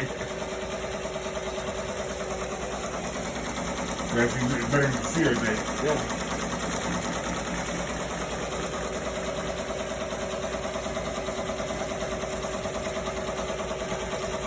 I'm glad to see it up and running now. Oh yeah, totally. You know, it makes me feel a lot better knowing my money's doing well spent. And me and my wife were actually thinking about getting one of these. Because I'm a technician on it, you know. So it's like. So you already know the ins and If outs. something goes wrong with it, I could just fix it Right, on yeah, the you spot. already know, yeah. I don't have to wait for a technician to come Right, out. you already know what to do and everything. Yeah, so like, that's kind of an advantage for sure. I would say, man, if it's, how old are you? 26. It could be a good investment for later on down the road. In your mind, you go, if you and your wife see how good the business goes, you know what? And then, but also too, you gotta look at, I'll be 53 this year. How much longer can I work? That's why I bought this. So, And also, I'm actually about to go service a guy after I leave here. He's an older guy. He's like 65. Right. And him and his wife, they have like, they made their rooms like, they do sewing. He has an embroidery machine on the side. So him and his wife, they just do That's all sewing. they do. And then they just keep it running in the back. They're older too, so they don't even really mess with it. They just put the stuff in, put the design. They do simple names like this. What I was gonna say was for you gotta think about health insurance. So as far as not working anymore, you got to pay health insurance out of pocket. The health insurance there, which is very good. And now I see this girl on YouTube. What's her first name? That's all she does. Embroidery? She has 3 or 4 different business. She does essay, Okay. and then she does essay. You know what essay is? That's it, yeah. And then she does embroidery, Okay. and then she sells ribbon. So she has 3 or 4 I think I different. might have. She's like a light skin kind of. Yeah, long hair, Yeah. and her She kind husband. of looks black, but I think she's like Mexican. Like she might be Mexican. Yeah, yeah. Yeah, she I like think she might be Mexican. she has an elko machine. Yeah, and then she has a husband, then 2 kids. So no, she has like 7 or 8 machines. Oh yeah, okay. She has 2 Malcolm machines, then she has a couple of brothers. I don't know if she has a Ricoma now. I think she has a Ricoma too. But she's got 7 or 8 or 9 machines. Oh man. To where she's constantly Just pumping stuff out. pumping stuff out. Now, I think her husband still works. Oh okay. Oh, you know what? I think he works for FedEx, I think she was saying. So I think that's where her medical insurance comes in at. Oh, okay. So in a way, that's kind of good. So you got to look at that, like, if that's where you want to be. So me, I'm trying to get to the same way where she's at. Yeah. You know, I want to be able to say, okay, let me order me another one. Have my own You thing. have a 2 machines set up in here. Set up in there where I can have 2 machines going and do the same thing. And then she does it at home, so it's the overhead she has. Oh, she doesn't not pay that for much. like rent and Right. for a shop. Nothing. Only thing she's paying for is electricity. She's not paying for labor, but she's doing it. You know? Right. And I don't think she's leasing any of her machines. I think she's buying them all right. Yeah, buying them all right. This is good right here, man. I like this. It says here, if you look at the control panel while it's running, you see where the stitch, there's like a little crosshair that shows you where it's stitched. Yeah, I see that. Yeah. It shows you where it's at. Yep, that's it. And then 3 beeps, and the beep stop, the design's done. Let's see you're out in the other room, and it just beep, beep, beep, and stops. So it lets me know everything is Now done. let you know it's done. But if it's just constantly beep, beep, And something beep, wrong. beep, it had a thread break or something. Right. Something stopped the machine. What is that green light mean? Huh? What is that green light right there mean? So this, so when you get a thread break or an error, it'll turn red. When the thread breaks, it'll turn red. This is cool right here. I like that. And the tensions are good. You see how it goes dark, white, dark? Or like Yeah. across right there? That's what you want to look at. It's good.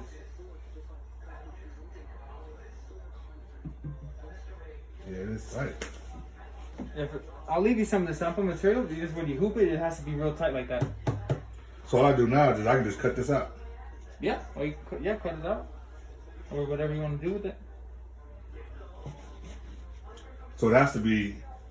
This part always has to be on the front right. The U cutout always on the front right. Always going head first on the right. On every hoop. Every hoop. All the hoops will have this. So why is it done that way? Is it just Because inside of this little bracket, so this is like a female cutout. There's a male piece in here, that fits into that spot. Right. So, and it's only on this side. And it's like a virgin cutout. Yeah. This one is blank. There's nothing there. So I know that's why it's like that. Yeah. Honestly, I don't know why they have the cutout. They could have just kept it solid. They wouldn't even need to change So it. this one don't even matter. No, it don't matter. It's just this. Like if you try and put it backwards, like if you try and put it upside down, It won't do anything. it'll let you slide into the point to where that little male part is at. It won't let you go in. It'll let you go in on this side because it doesn't matter. There's nothing back here Right. stopping it. It's this side that won't let you go in.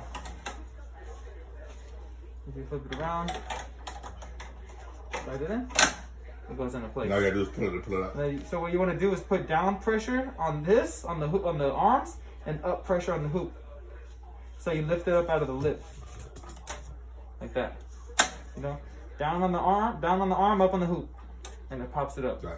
Gotcha. You can do one at a time, so until you lift both sides up and slide it out, or you do them at the same time.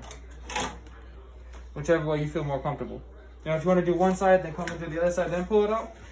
Whichever. Now, is it easier to attach those bars to the hoop first, So- and attach it? Yes, at least for the beginning, so you get kind of familiar with where these go. But like I said, if you're just gonna be doing hoops, you could keep these arms on the same spot until you get to the very biggest one.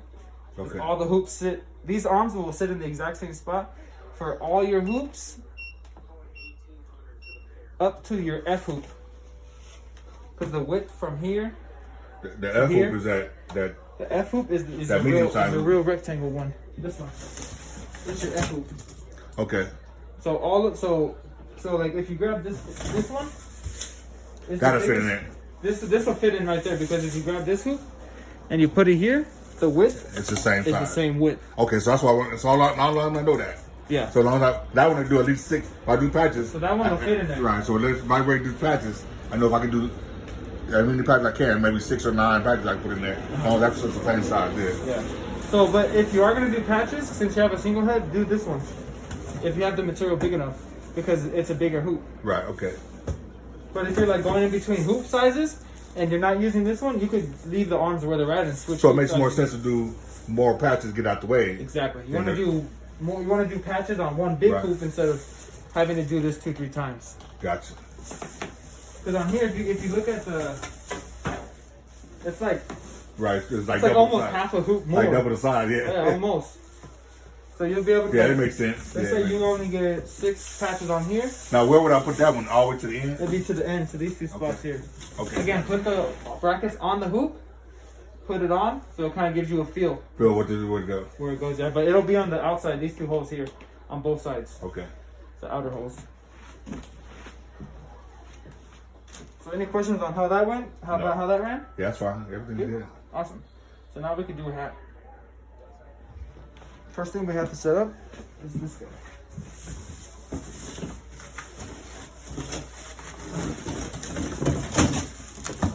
So this guy gets set up like on a table.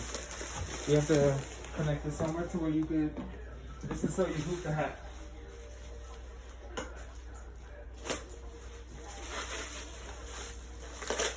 They gave me 2 of those. No, so there's one that goes on the machine. This connects to a table, so you can put the hat on the hoop. Well, I'll show you. You gotta hoop the hat on this first before you go to the machine. So what is that then? I'll show you. So that's a cap driver. That part goes onto the machine. You take the brackets off, and that part goes on here. This part goes onto a table, so you can hoop the hat on here, and you take the hat off and connect it to the machine. I'll show you. It's a lot easier than you're thinking right now. I'm confused. Like, I'll show you.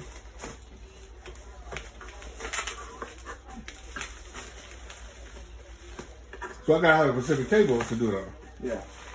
I didn't know that. See, they didn't tell me that part either. So this is some type of surface. How do,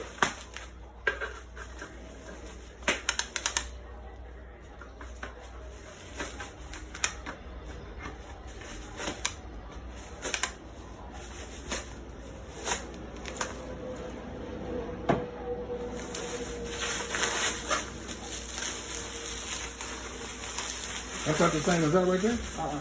Oh, okay, no, okay, that is where after the time. Okay, got you. So this is where you hoop the hat, right? Because this is a hat hoop here. This is the hat hoop, right? So this, you have this on a table. You get your hat hoop, you put it So on. they sent me 2 different hat hoops. Basically. So yeah, you have 2, because they send you 2 of every hoop. Because you Okay. have one running and one waiting. So that one has, this hoop already has a hat hoop. Okay, gotcha. So what this is, you have this connected to a table. You open this up. Right, open this up. Boom, you put your hat on here, lock it down. So I've already got a hat ready to roll, so I gotta wait. Yeah, exactly. I just take that off of there and put this. So like this on the table, you got the hat hooped. You pop this off. So what type of table should I have or get?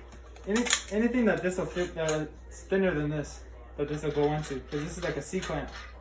So So I the go table like a- will slide into here, and then you lock So I it. go like a bit locks and find some sturdy little table where I would like a lip on it, Yeah, exactly. and then clamp that on And there just lock this on there, so you just have it. Like it'll be something like this. for more sturdy. Exactly. Because you're gonna have to put some pressure on it. You don't want to put pressure on the Yeah, table. this will lean over, fall over, right? Exactly. Somebody could fit on there. So I know they have like stuff right here, but it doesn't really fit. that'll be in the way, you know. Yeah. I know on the we have one machine that it fits right here, but it's too. Yeah, I would have thought they would have probably did it where you can put it right there somewhere. I did see a person, they put like they had like a thick piece of plywood they slid underneath here that went across, and then they just had the sitting connected to it in the front. Something like that. Put some plywood like that. Exactly, just a little thinner across. It was like as wide as, it went all the way up to the back, as wide as the gap between the feet. So it had like a surface also, like a little table, Right. but then this was like just connected to it. Right. So it was out of the way. It wasn't in that way, whatever. But still like close enough so they don't have to like go to the other room or anything. I could probably make it fire something. I mean, Yeah. because I've taken the hat off and put it on there. It doesn't seem like it's hard to do. Yeah, no, it's not hard. It's just you need just a sturdy surface to do it on. So I mean, like for right now, we can hook it up to like something right here, just so I can show you. Yeah. And then in the you future, can't go and look at it right there. You can. and then later Excuse my down the dust. line, you could Excuse my dust. go get a spot. You hear me? Oh, use your dust. Excuse my dust. Oh, that's not good. Go get something like that. And then this guy will just come off. There's a black hat in there. Huh? Some black hats right there. Oh yeah. Oh, I have some sample hats, or if you want one of yours. Take that one right there. That one right there, white with the white letter on there. That, I don't know if you see that white black hat in there with the white letter on there. I was trying to do something else on there. This one? Yeah, put it on there. Use that one. Oh, it's like a. See if that, would you think that'll work? Yeah. So then, with this one, this is the female cutout. It's a male cutout where it slides into. Sounds like a nasty movie. So you just gotta make sure you got all 3 clips clipped. And they're doing it.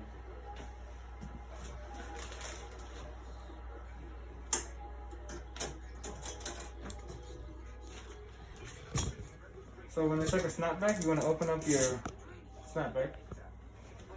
Open up your sweatband. Take these clips off. Yeah, I forgot to send you 2 everything. So when you're hooping it, you want to get the sweatband underneath. There's a little metal tab here in the middle that has a hash mark. This little metal tab here. Yeah. You want to get the sweatband underneath. Once you get the sweatband underneath,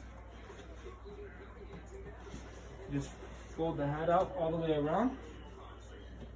Get the sweatband wrapped around all the way around. And once you have it on there, hold it from the bottom. And you throw the strap around. Feel for the clip.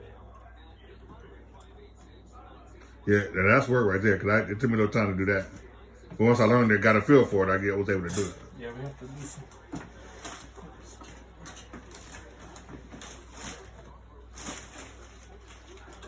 Good thing I had the screwdriver out, huh?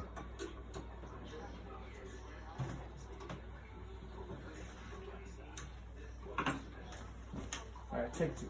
Wrap this around, sweatband underneath the little tab. Flex your sweatband the ground.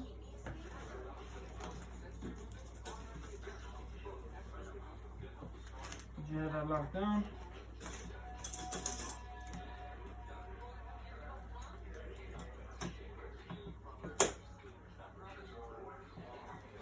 And once that's locked down, just push it in the middle. Make sure there's not like a. Make sure the hat doesn't like flex inwards a lot. Okay. Once you push down, it just has a little bit of movement. It always will. Right there, you're good. Let's check your. Yep. Once the hat's on there, pop the 3 clips. And that's it. You don't need to put those other little clamps on there? Yeah, you can just put the clamps on the back. I mean, if you run it without them, let's say you run it and you forget to put them on, it's not the end of the day. You can still finish the hat. Okay. Nothing's gonna go wrong. You just need one. They give you a lot of clamps, huh? Yeah, I mean, you only need one. How many they give me? Like 4 on that hat? 4 for each one, yeah. So then from this point, then we gotta take these arms off.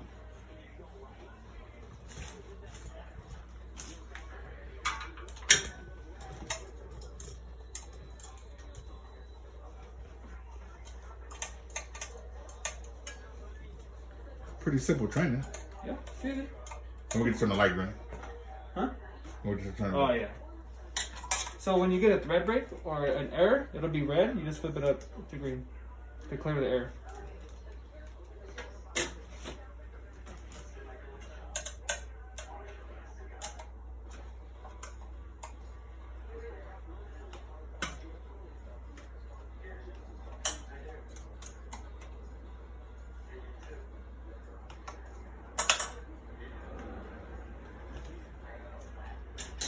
Now these little arms on the side right here. What is those arms for? The little gray arms? To put like extra spools or bobbins. So at least you have it close by so you see it.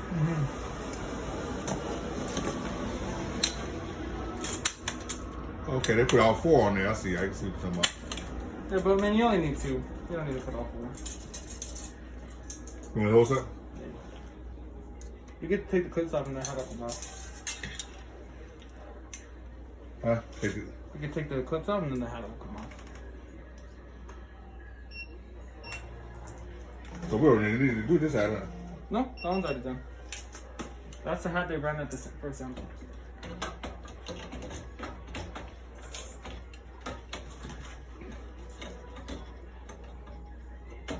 Like, what a waste of a hat. Well, at least they give you a test hat. They could have did some better colors, though.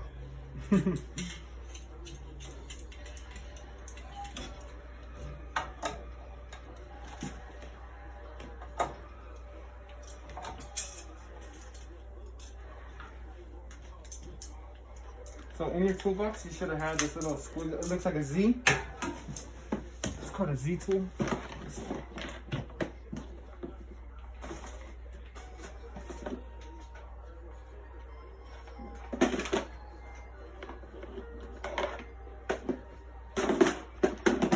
This guy here. That's so you can tighten down your cap driver.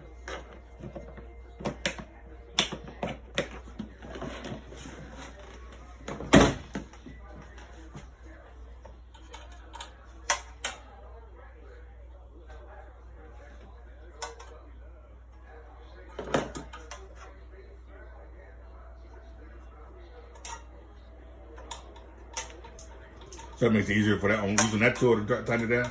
Well, it's just because it's a Phillips. Unless you have another Okay. tool. Oh, it's a specialized Phillips on there. No, it's just a Phillips. Okay. A regular Phillips, okay. Yeah.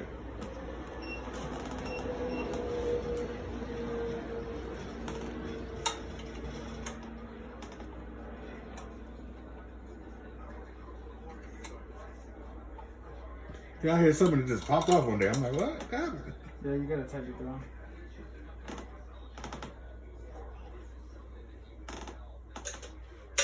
Alright. So what design you want to run? I think it was a Dorsey one or an 86 one. Yeah, let's try that.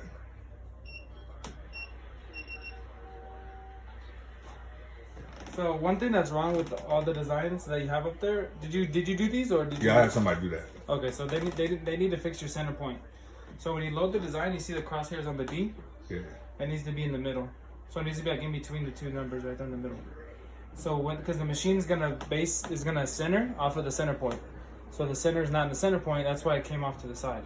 So how do you fix that? You gotta tell them, hey, this design, the center point's not right, and they should send it to you with the divided center point. So they should know that when I say that?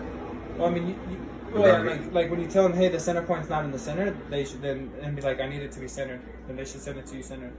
Okay, so let them know next time somebody. Yeah. Gotcha. All right, now we can put the hat.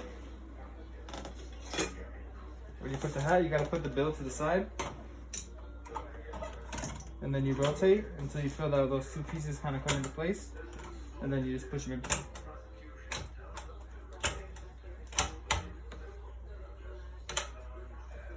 So everything clicks in. Yep. You kind of pull on it a little bit, make sure it's in there.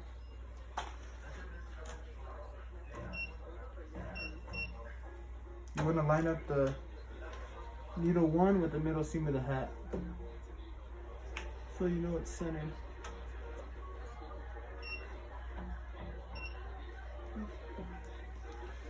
Then do a trace. You start doing on this side? Yeah. Because of how the center point is.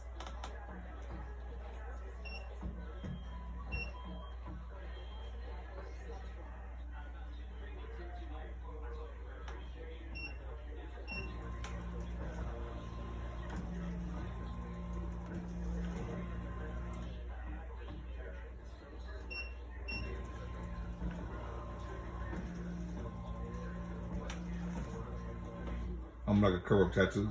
Huh? I'm like a curve tattoo. What color do you want it to be? Green. Green. Yeah, I was trying to do a heat transfer on that hat. Go green, the darker green or the dark green. So that, what number would that be? Like 14, 13, No? 14, 12. This one back here? Oh, that's 12. Yep. Then you come here, 12. This will only let you fill in the amount of boxes as there is colors. So if the design only has one color, it won't let you put one box. If the design has 5 colors, it won't let you put 5 numbers. It won't let you keep filling in boxes and boxes and boxes if there's only one number, one color. And you just push OK. So because the design is not, the center point's not right, we have to physically center it. So that's something that you need, if it's the same digitizer you're using, tell them, like next time you give them a file, hey, I need the center point to be in the middle, you know, because none of the designs I looked at right now are center points. Right, okay. So next time, tell them to put it in the center. They should know to center it. No, the center point. They might have the design centered, but they don't have the center. Oh, just tell them center point. Center point needs to be in the middle, yeah. So once you do your trace, everything's good. You're looking at that the needle's not going to hit the strap. Looks good. Yep. As soon as your trace is good, just push start.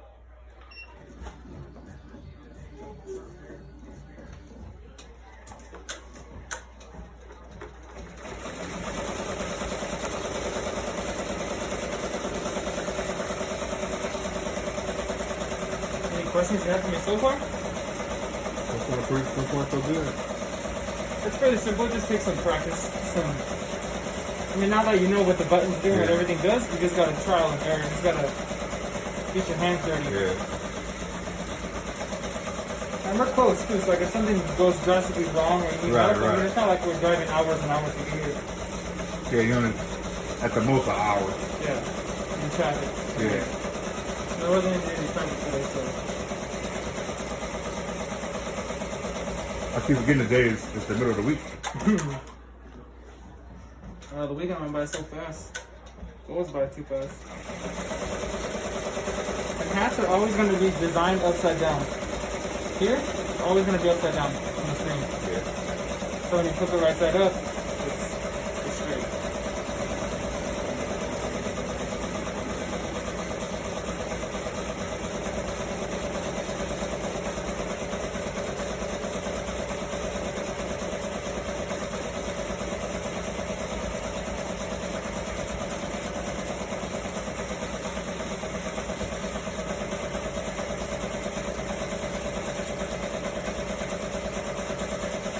if you're gonna run on these hats, you can do these hats all day long because it's not real structured, so you can get it pretty flat.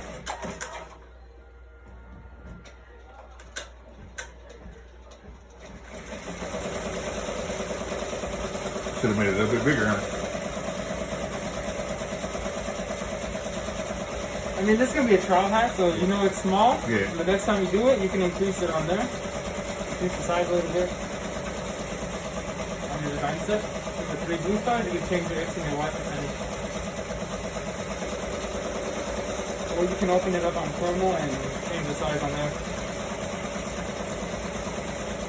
Yeah, I like the way it's showing you where it's sitting at. You see the little X.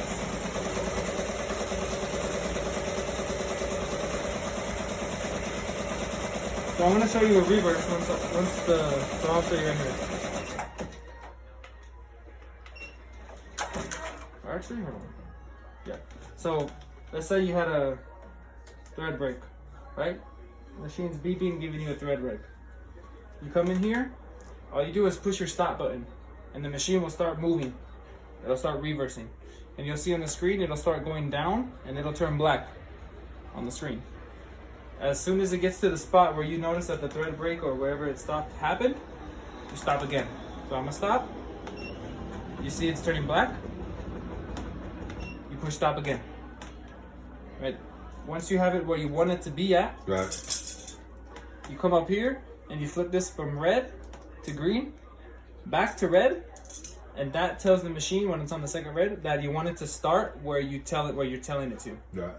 If you just flip the red up to green just the one time, the machine won't start until where you stop, until where the thread broke happened, like how it's gonna do right now. The machine, everything's gonna move. This is gonna look like a stitching, and as soon as it gets to the part where I stopped it, then it'll start, because you didn't put it back up to the red. Okay. So in this case, I'm not gonna flip it up red because I don't want it to double stitch. But in this case, in a case of a thread break, you would flip it up red to clear the reset and then push start. Gotcha. You see, everything's gonna look like it's stitching. It's gonna get to where it's about to stitch, and then it'll fill in the stitches, and then just keep going with the design. Can we do that on another hat with blank with nothing on it? Yep.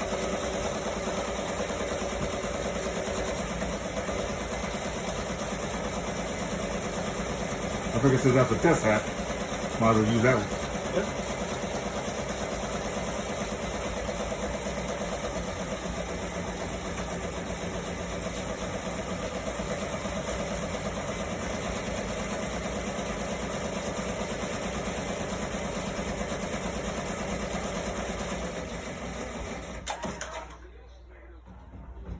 I should have traced it in white.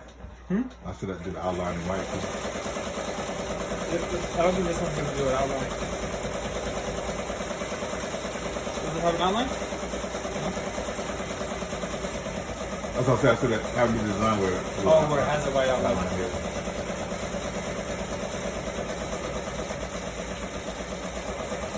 You want to put that white hat on there?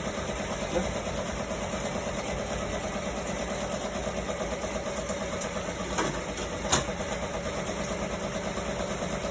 You can do that same design with the white. Yeah.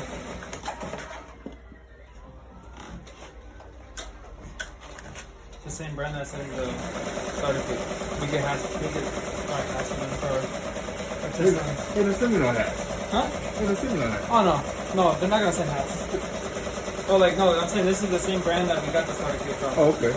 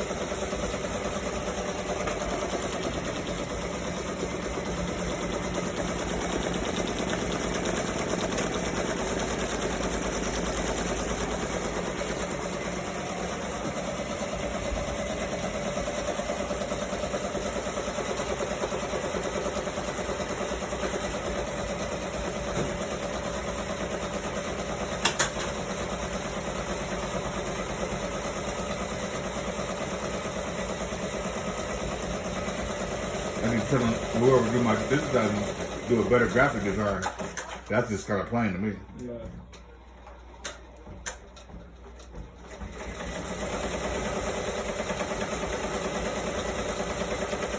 Basic lettering. Yeah, just basic, yeah. How much did you pay for it? It's like $5.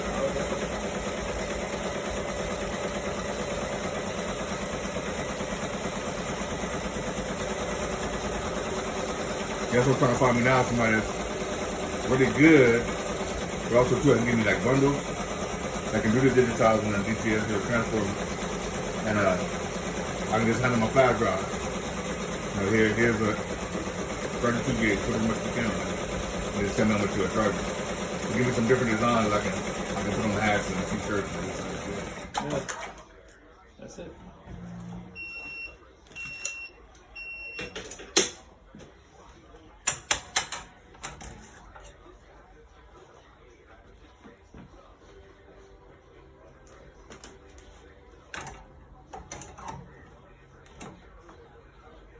Well, basic design, is that right?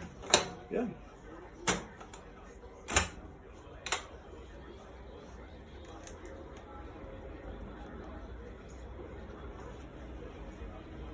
Oh, there you go.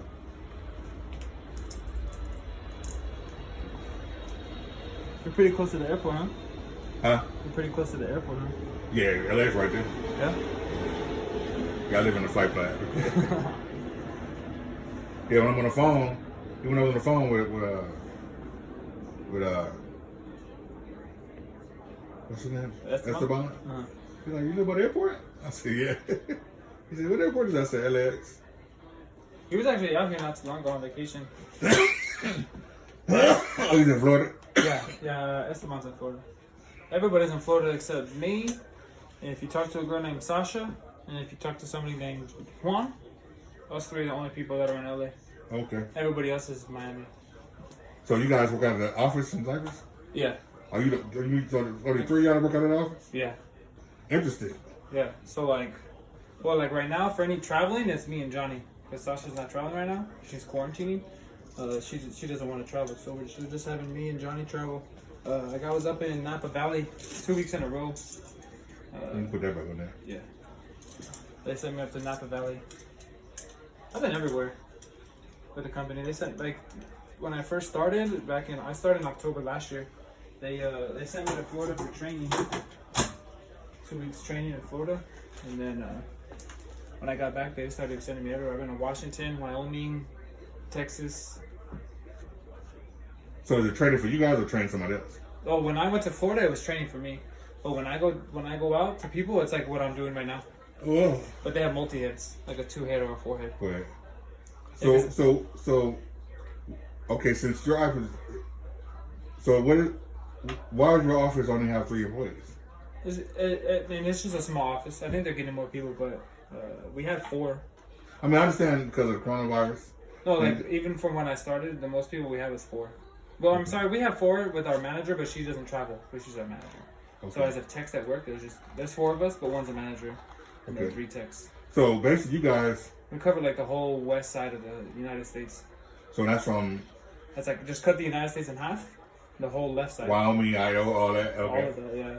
Vegas, Nevada, Arizona. So do you guys do service on the thing too? Yeah. So. Just depends. So hypothetically, mine is covered on one. So let's say I'll call and say, "Hey man, I think my belt. I know it's a building there, right? Uh-huh. They said the belt is broken. Oh yeah, like we'll send someone out, either me or Johnny or someone will come and replace it. So they say, since I don't know how to do that, yeah. then you guys can come out and replace it. Yeah. If it's something major like that, we'll come do it. If it's something minor like then usually stuff, do it over like video chat. Over video chat, we'll explain to you how to do it. Okay. But if it gets to a point where we're on video chat for like hours and hours for like a couple days straight, we can't figure it out over video chat, then we'll get it. Just schedule you to come out, yeah. Now, how often are you traveling? Like I was gone 4 days last week. So I was gone Monday, Tuesday, Wednesday, and then I had a service on Friday. So I was only in office on Thursday last week. The previous week I was in there the whole week. So each day you was at somewhere different city. Last week I was up in Napa Valley, Monday and Tuesday. I was in San Diego on Wednesday, in the office on Thursday, and then Fullerton on Friday. Oh, so you were driving now? Driving. Oh, I drove up Napa Valley. It took me 8 hours. I drove 8 hours on Monday. Swapped the dude's machine out on Tuesday, and drove 8 hours back Tuesday. So like one day. Oh, so you had to go pick up a machine, get it to do the brand new machine. Yeah, so like his machine was like completely messed up. He had an EM1010, a real small one, and we swapped it out. He had a lot of issues, so we swapped it out. So I drove up there when his machine was getting arrived, and I drove it over back. So was the issues his fault or? Oh no, it was the machine. Oh, okay. Yeah. But luckily his machine was covered out of warranty. Yeah, like I had went out there to service it. I had went out there to service it, but the issue was greater than what I went out there for. So then they just decided to swap it. Yeah, because I was So for this side, you want the same color? do black. Black. Yeah, because I was noticing. I guess I have like a 5-year warranty or whatever. Yeah, well, there's different levels to the warranty. Each level covers something else. I gotta call to make sure what warranty is. So for 90 days, the first 90 days, everything is covered. Travel, the tech, parts, anything, everything's covered. After 90 days, up to a year, if we have to send any part, all parts are covered up to a year, but after 90 days, you have to pay for travel or shipping. And then from a year to 3 years, if it's any small parts, you have to pay for it, but if it's anything that deals with electrical or drivetrain, like motors or boards, then it's covered. Like some of the board and everything, wheels and everything?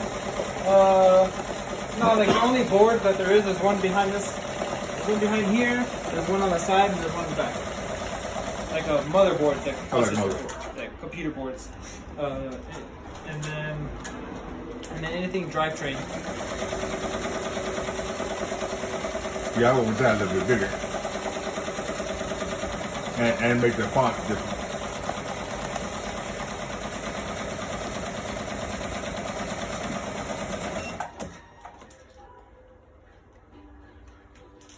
Yeah, if you want the font to be different, you gotta have them. You either gotta fix it on your Ricoma, or you got to tell them to redigitize it.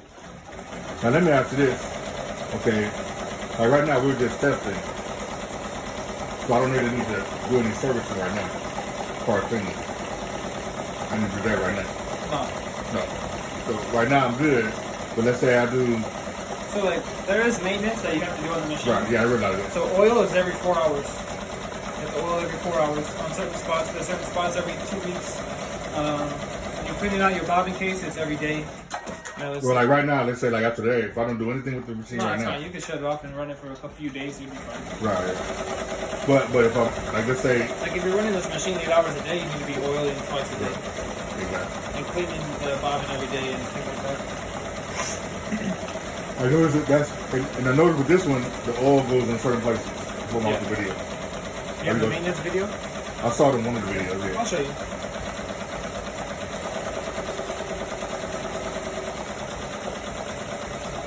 Looks better than what I had doing black.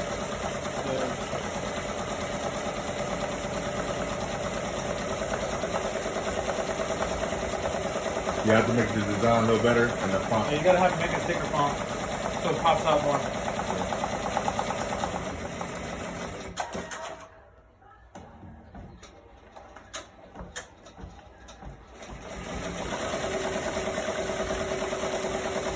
And we're sure it covers more across the hand.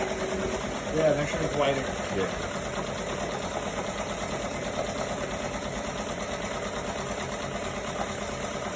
So far, so good, man. I mean, it's not too difficult. Pretty basic. I mean, I got it now. Yeah. I mean, as long as I know my thread is right, I'm up and running. Oh yeah, no, I mean, whatever you did for here, it's good.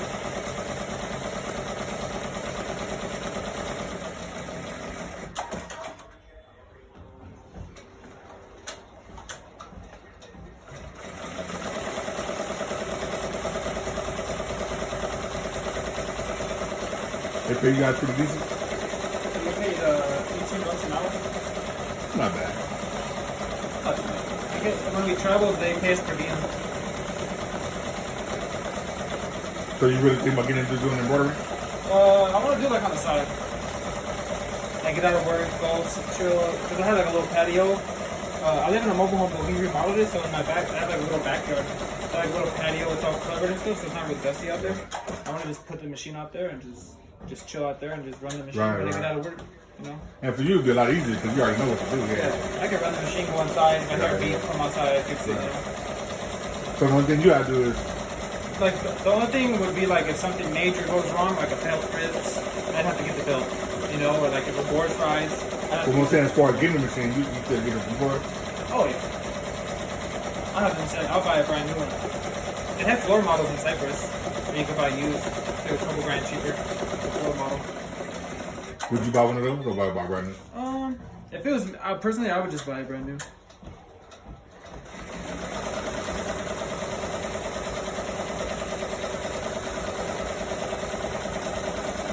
But that's just the type of person I am.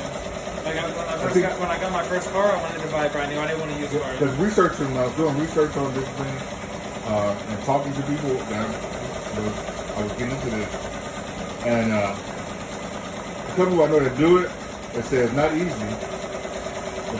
especially when you're new coming in. It's not hard, but it's not easy. Yeah, it's not as easy as people assume it to be. Right. It's not, and I see that. It's not as easy as I thought it was. Yeah. It's a little bit harder than what I thought it was. And I think the main thing for me, I think I was kind of scared. When I got the machine coming. A lot of people do, like, you know, they don't want to like do anything to the machine or hurt it or break I anything. real hesitant, so I think that's what it Yeah. is. So now that I'm past that fear, now I'm okay. So then I was talking to people saying, maybe you should not use one. My one is not expensive.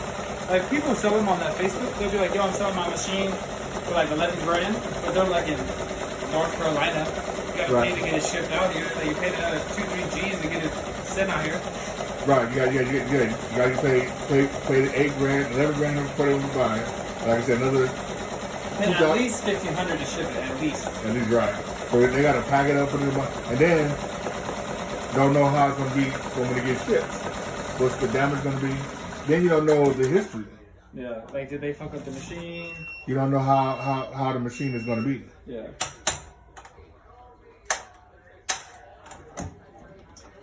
Let me see the other hat that we ran.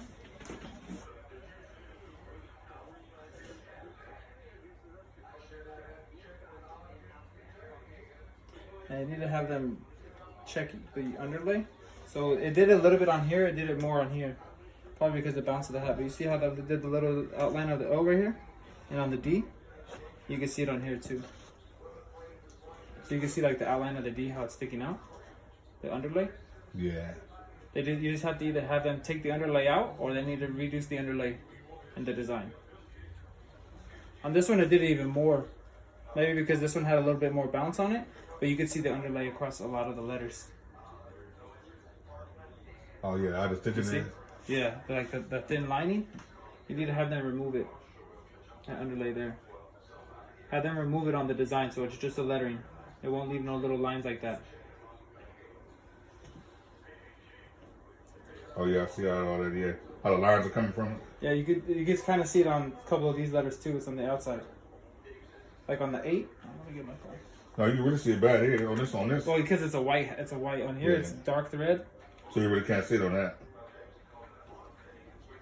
But you still could like on the 8.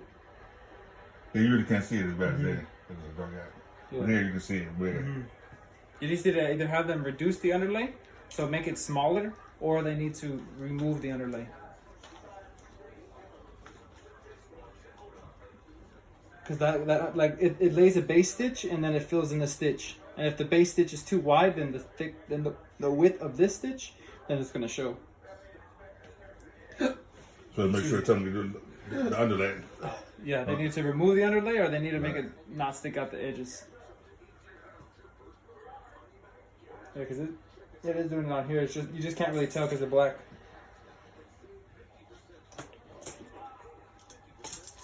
Yeah, like if they reduce the underlay, it'll just do the thickness of the letters, and it'll come out real clean. Right.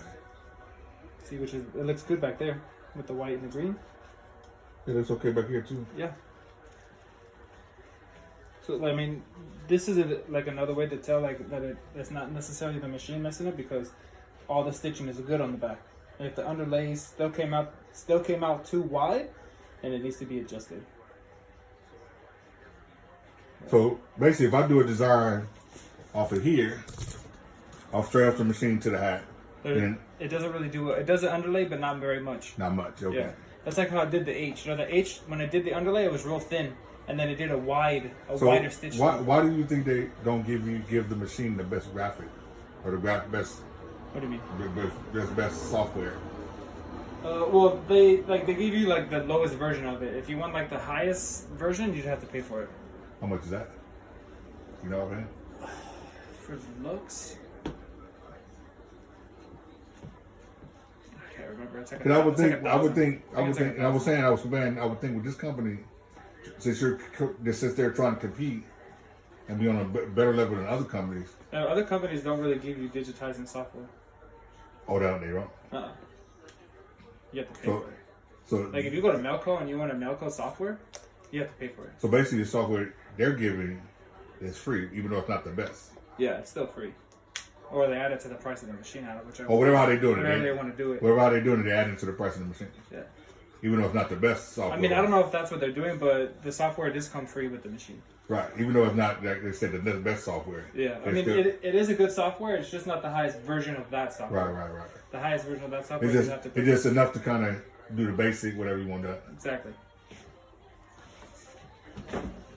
Any questions so far? Or anything we went over? Nope. Is there anything you want me to go over other than what I already did? What should I be more concerned with doing? The maintenance is a concern. You got to keep up with the maintenance. Yeah. So what? Tell me some preventative measures more than what you think I should know. What do you for hats or for flats? For flats, Just anything in general. For flats, the machine's pretty much going to do what it's going to do because when you're stitching on a shirt, there's not much resistance on a shirt. It's flat. Right. The material's going to be super flat. On a hat is where you have more of the issues because the hat kind of gives that little bit of give. If that give is too much and you notice the hat going like do like a lot, you'll be able to hear it. You're going to get thread breaks. So just once you get like a good surface, a sturdy surface, just practice your hooping. Hoop a hat 10 times until you get like a good technique. And you notice it's as flat as possible on here. And once you got a good technique down, then you can just hoop them out. Just keep practicing on hooping. Because this right here, the hooping, is like, in my opinion, like 90% of the success. Because doing hats, right? On hats, because if this is not done right, what I like to tell customers is if you run a shirt. You take a shirt off, you put a hat, and all of a sudden you're getting needle breaks. In the equation of the machine, what changed? What variable changed?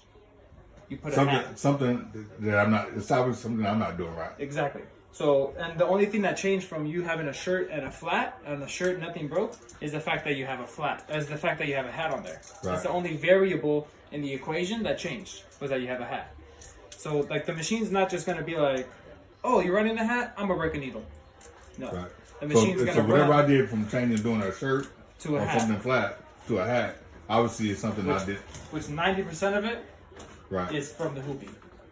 Just hoop it correctly, and the machine won't have any issues. Right. If you hoop this and you have a huge bubble in the hat, And it would probably go the same thing with a shirt too. Hoop it correctly, then I wouldn't have an issue. Exactly. If you hoop it real tight, the material's real flat, it'll run fine. If you're hooping the material and your shirt's all wrinkly in the thing, like if there's a little bit of like looseness, it's gonna stitch over and the thread's gonna be looking like this. Right, so it look threaded crazy. over. It's gonna I've be seen all that folded too. over. If you did the hoop it right. Yeah. It's called like, gathering. And it kind of bunched up the design or whatever. Yeah. And then like your thread will be all tucked in like this. It'll be like all threaded over. Which is so then now you got to do it all over. Make sure it's stretched out. Make it real, just like how I did with that red material. It was Right. real tight. There was no way that was gonna wrinkle at all because it's real tight. And that stuff, that stuff should have came in your. I think they sent me some, but Yeah, I brought some because I just wasn't sure. You can take a few pieces of that if you want, and you can have this too. You run samples on this. Just make sure it's really tight when you run it on here. I think they sent me a few of this. Some of this. Yeah, I'll leave that whole piece with you so you appreciate just run that. Yeah, just make sure it's real tight, just like how I did it. It's very important with that material. I mean, with any material, it's important that it's tight, but especially with that material.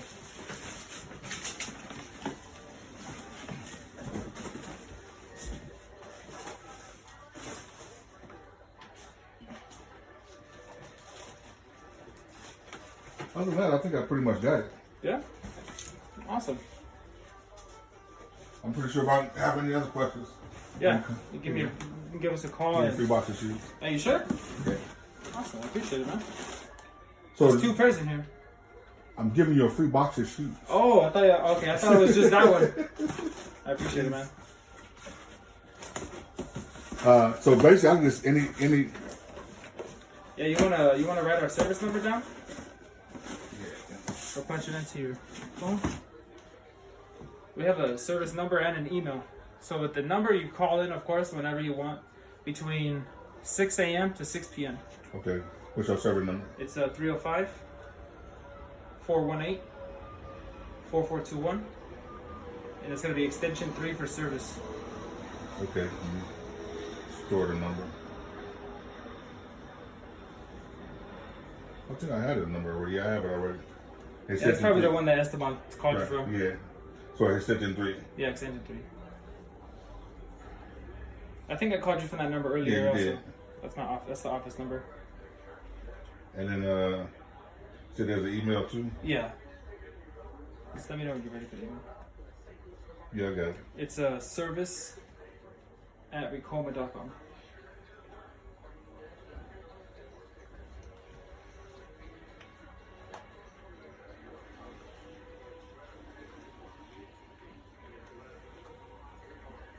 Well, I appreciate it, man. Yeah, I just have to fill out the training form. Just let me fill it out and then. Been very helpful, and Yeah.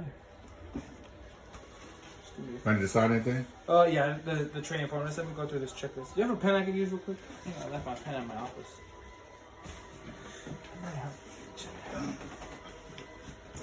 No, I have a bunch. Wait. No, I have it in my car. I have to go out to my car. It's okay. Let me take this stuff to my car and I'll be back.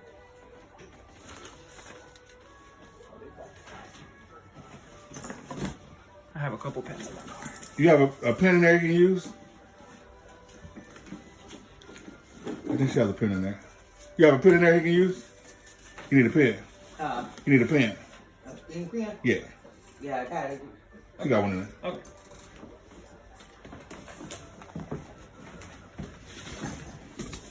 Yeah, now I got me some. Well, I hope you like that video. That video was interesting. Taught me a lot. So I hope it teaches you something.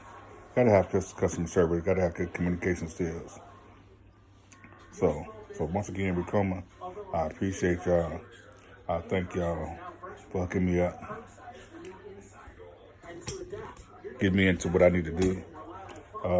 Maybe in the future I'll be able to order me another machine once I get prolific with this machine. You know, would love to have another machine. I might even think in terms of getting me a smaller machine, like a 1 to 5 head, something a little cheaper, something I can really take my time with, do the right thing. But I appreciate y'all. Y'all did a good job. Thanks, Colin.